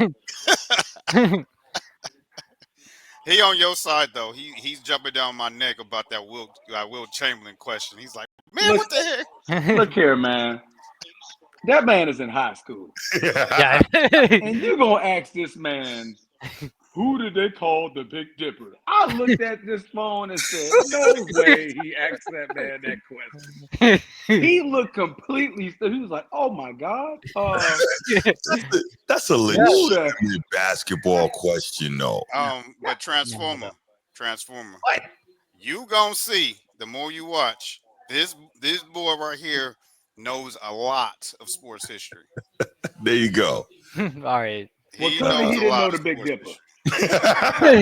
Nah, yeah, you got him on that one. Clearly you stumped him to death with that one. Okay. Oh, man. Oh, God. But no, guys, great show that you guys are putting on, man. I'm proud of you, Tony. See what you're doing over there, man. You're starting it off humble, and you stay humble. You're going to always be ready to be great, right? That's right. Yes, it's a great show so far. I've been very entertained with being tuned in. Sorry, Bruce, that Carlos stumped you twice in the battle of offense and defense. I told you, man, you could have picked the base of the Ravens. Put Darrell Revis on as your corner, though, man. Get Darrell as one of the corners. Put Prime as the other corner. Okay, now you're going to shut it all down. He would have shut it down. He would have shut it down, dude. You got all four of them at the receiver? Man, Tom is running quick outs all day. Yeah. I'm taking my defense against anybody. Because the weakness of that 2000 Ravens were their corners. Was the corners. So you got it. Everything's gonna be quick and out the pocket. Like, nope. Snap. Nope. I'm throwing. I'm out. He got 4 wide. He ain't about to hold that. Yeah, he's not about to hold that. He got 4 wide. He knows Ray is coming. Yes. But no, man. Ray coming, Goose. Yeah. Yeah, no, bump that. Not Goose. Don't talk about Goose. Only Shannon Sharp talk about Goose. Okay. Yeah, nobody talk about Goose. Yeah, that's his boy right there. But no, man, great segment so far. I forgot literally the segment I was going to start off with, but you guys were speaking on Shedeur Sanders earlier. Me and Bruce had a long discussion about Shedeur Sanders earlier. Yeah, I just don't believe in a lot of what the he say, she say is about the interview portion, especially when it got to the point where now they're saying he's bashing teammates. This man ain't never say anything in 4 years of college. The last 2 years of college, he's been getting sacked more than a hacky sack ball in the high school playground, right? The hacky, y'all know what the hacky sack ball, the one with you kick around with your feet? Yes, I know what a hacky sack ball is, man. Okay, you look stumped like my man on the Big Dipper question, all right? Nah, man, I know what look a little stumped. Is, man. Come on, man.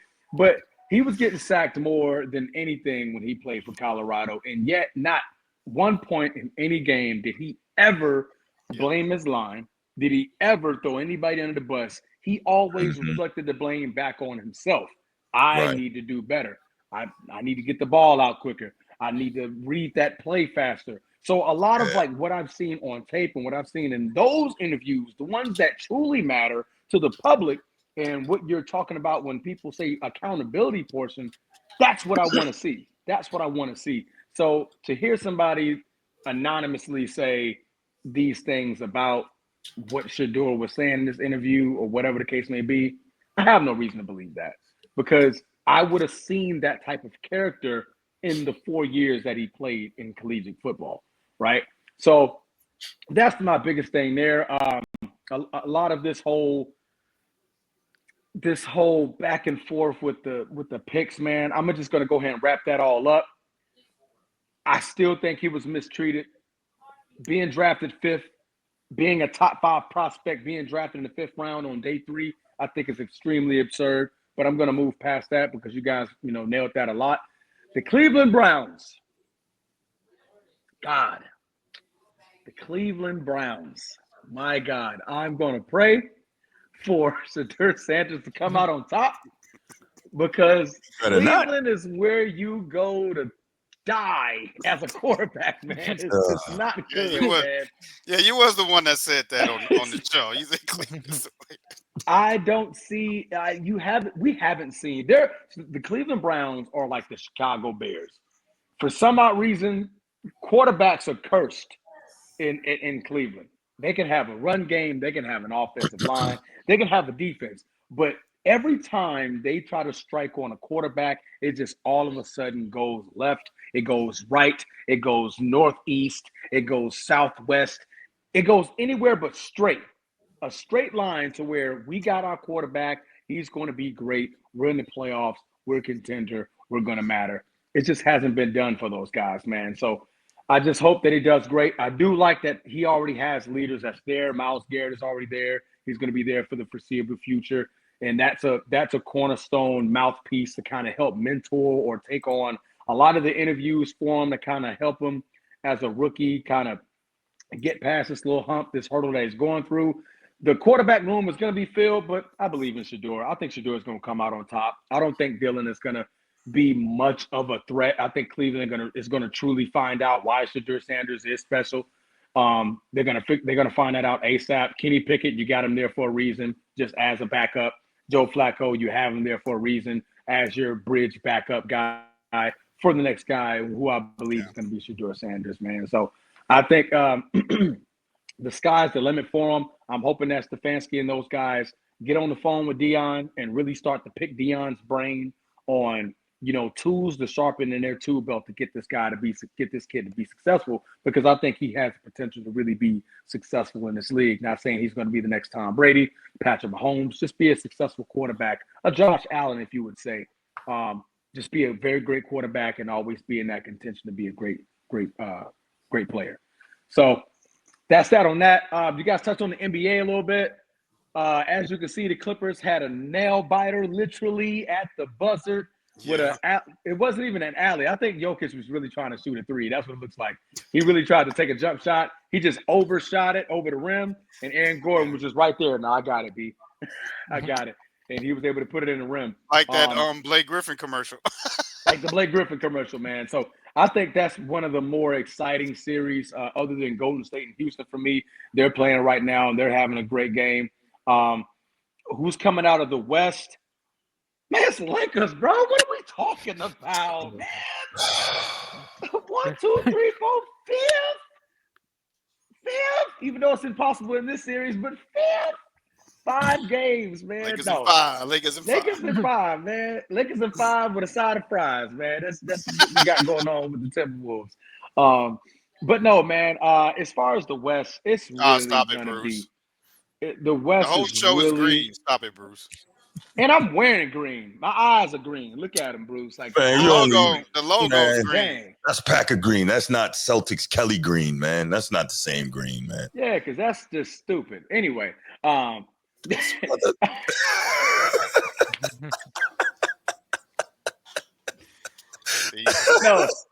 two, as far as the West, man, I truly think it's going to come down to who's healthier, who has that extra game of rest.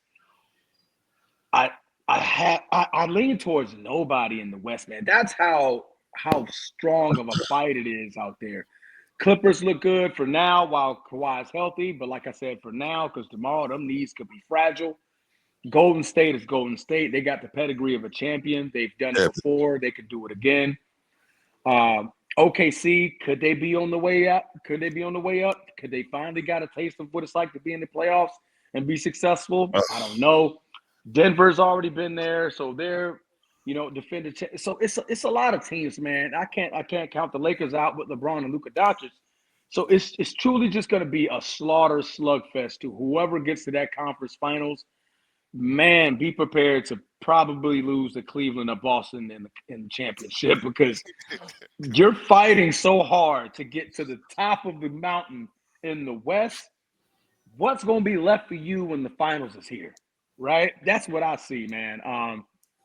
Boston truly has nobody to threaten the throne other than Cleveland, in my opinion. Cleveland truly has nobody to threaten them other than Boston. So they're literally going to be, not going to say a cakewalk like it was for Boston last year, but it's going to be a fairly easier road for one of those teams to make it. So I think they're going to be rightfully healthy, be able to rest those guys, and be able to just beat up what's left of what's coming out of the Western Conference. So is it possible for Boston to repeat? I would say yes. It hurts me to say it, but I would say yes. But my other choice would be Cleveland. I would love to see that series go 7 and Cleveland to come out on top, man. So the NBA isn't okay, Bruce. I know the most championships in the NBA. The green is what matters, right? The Boston Celtics are the best team ever. You happy? I mean, it didn't sound very convincing, but I'll take it. Carlos, welcome to the Format Podcast. Yeah, I know. Your first time. Rivalry at its finest, okay? Yes. Rivalry at its finest, man. Yeah. I don't like anything Boston Celtic other than respect for Larry Legend. That is it. All you get from me. All you get. That's the greatest white man to ever touch a basketball. All right? To ever touch a basketball. That's him. That is that guy, not Jokic, not nobody else. It is Larry Bird. I will give you that. But no, man, other than that, great show. You guys had a lot of points. You guys had a lot of topics, man. So I'm gonna go ahead and let you guys be. I know my kiddo, he probably got a curfew, even though it's the weekend and I'm trying to figure out how. You're a senior, right, Carlos? No, junior. Junior. So you kind of still got a little leash, but you're not quite off the leash Not yet. much. So Not we're gonna quite. let's go ahead and get my kid to bed, man. I don't want to get cursed out by mom. Dude. Yeah, it's about. Yeah, he needs to go eat. Not trying to make you sound like a little kid, but you do got to go eat. Hey, you need your nutrients, man. You need That's your right. nutrients. That's Still for sure, growing. man. He's still growing. Yeah, still growing. Still growing, bro. But no, man, great show, man. If you guys got any questions for me, throw them at me. But other than that, man, I'm gonna let you guys go and be great. I appreciate you. I appreciate the love. Thanks for the feedback on the show. We greatly appreciate it. I thank you for calling in. Because hey, you guys graced me on your show. I thank you for paying it forward and gracing me on my on our show for the first episode. We love it, and we'll love to have you come in and have these discussions again. Yeah, we'll do that when the Lakers in the finals and beating the crap out of the Celtics this year. It's gonna be good, man. It's gonna be good. Yeah. But I think y'all need to stick to that Saturday morning in between because y'all got a lot of traffic today. It was the topic. The topic was trending. The topic was cooking, hot. man. Yeah. But maybe experiment next weekend. Maybe hit that slot next weekend with another hot topic. We honestly used to do Saturday mornings. So Sorry, I mean, it wasn't more so the time slot. It was more so the topic. I called Bruce crazy, first thing this morning when I woke up. I'm like, hey Bruce, man, we need to go live. That's exactly we gotta go live. That's exactly how he sounded. I can see that. I can see Carlos doing me that way one day too. He's like, hey, Tony. Hey, we need to go live, man. Yeah. We need to go live. We already out there. We need to go live. I'm like, oh man, come on, man. So give me 20 minutes. Let me do an overlay and a thumbnell. I got you. Let's go. Yeah, we was ready to rock too. Ready to rock, man. It was a great show, though, man. We enjoyed it. But appreciate you, Transformer. Absolutely. I will tune in tomorrow morning. With the Format Podcast, they do go live on Sundays. 10:30 a.m. or are you guys going after 10 a.m. 10 a.m. Yep. 10 a.m. live every Sunday morning and Wednesdays at 8 p.m. You will catch the Format Podcast. The link is in the description of this video. Click the link, like and subscribe to the Format Podcast. What you heard just now, you are here for 2 straight hours with them two, man. They are the reason why that inspired me to get on here and create the Be Ready Sports. Yes, sir. Yes, sir, man. Don't be great, man. Going to be great. Don't go anywhere, Transformer. As of yet, don't go anywhere. You're gonna count us out with Bruce. Oh, okay. And you're gonna count us out. Okay. Bruce. Yeah, you're gonna count us out with Bruce. So Bruce, I kind of like said it, but tell everyone we're gonna do this with all our guests. Tell the audience where they can find you. Tell them your Instagrams. Yeah. Of course, we talked about your podcast, but you can talk about that before we let you go. Yeah, so as they mentioned, man, Transformer and I and our other partner G, we host the Format Podcast, and well, we go live at random times depending on what's happening. But generally, we do a Wednesday night show midweek, and then we do a Sunday morning show at 10 o'clock. So we'll have a show tomorrow morning, and you can catch me on Instagram at the Format Podcast. And yeah, there we go. And Transformer. Hey man, you the co-host. Everything Bruce just said. We come with energy. We come do. with facts. We over do. feelings. We Unless do. you start talking about my Lakers. After that, the feelings kick in. The feelings kick in. All right. But no, man, we'd love for you to come and join us, man. I'm __Transformer on Instagram. Again, co-host of my boy Bruce here at the Format Podcast. Man, we'd love to appreciate you guys for coming to see and check us out tomorrow at 10. Awesome. Now, Carlos. All right. Count us out. All right. Y'all ready? All right. We ready. To be ready. Stay ready. Stay ready. And we out. All right. Peace. Deuces.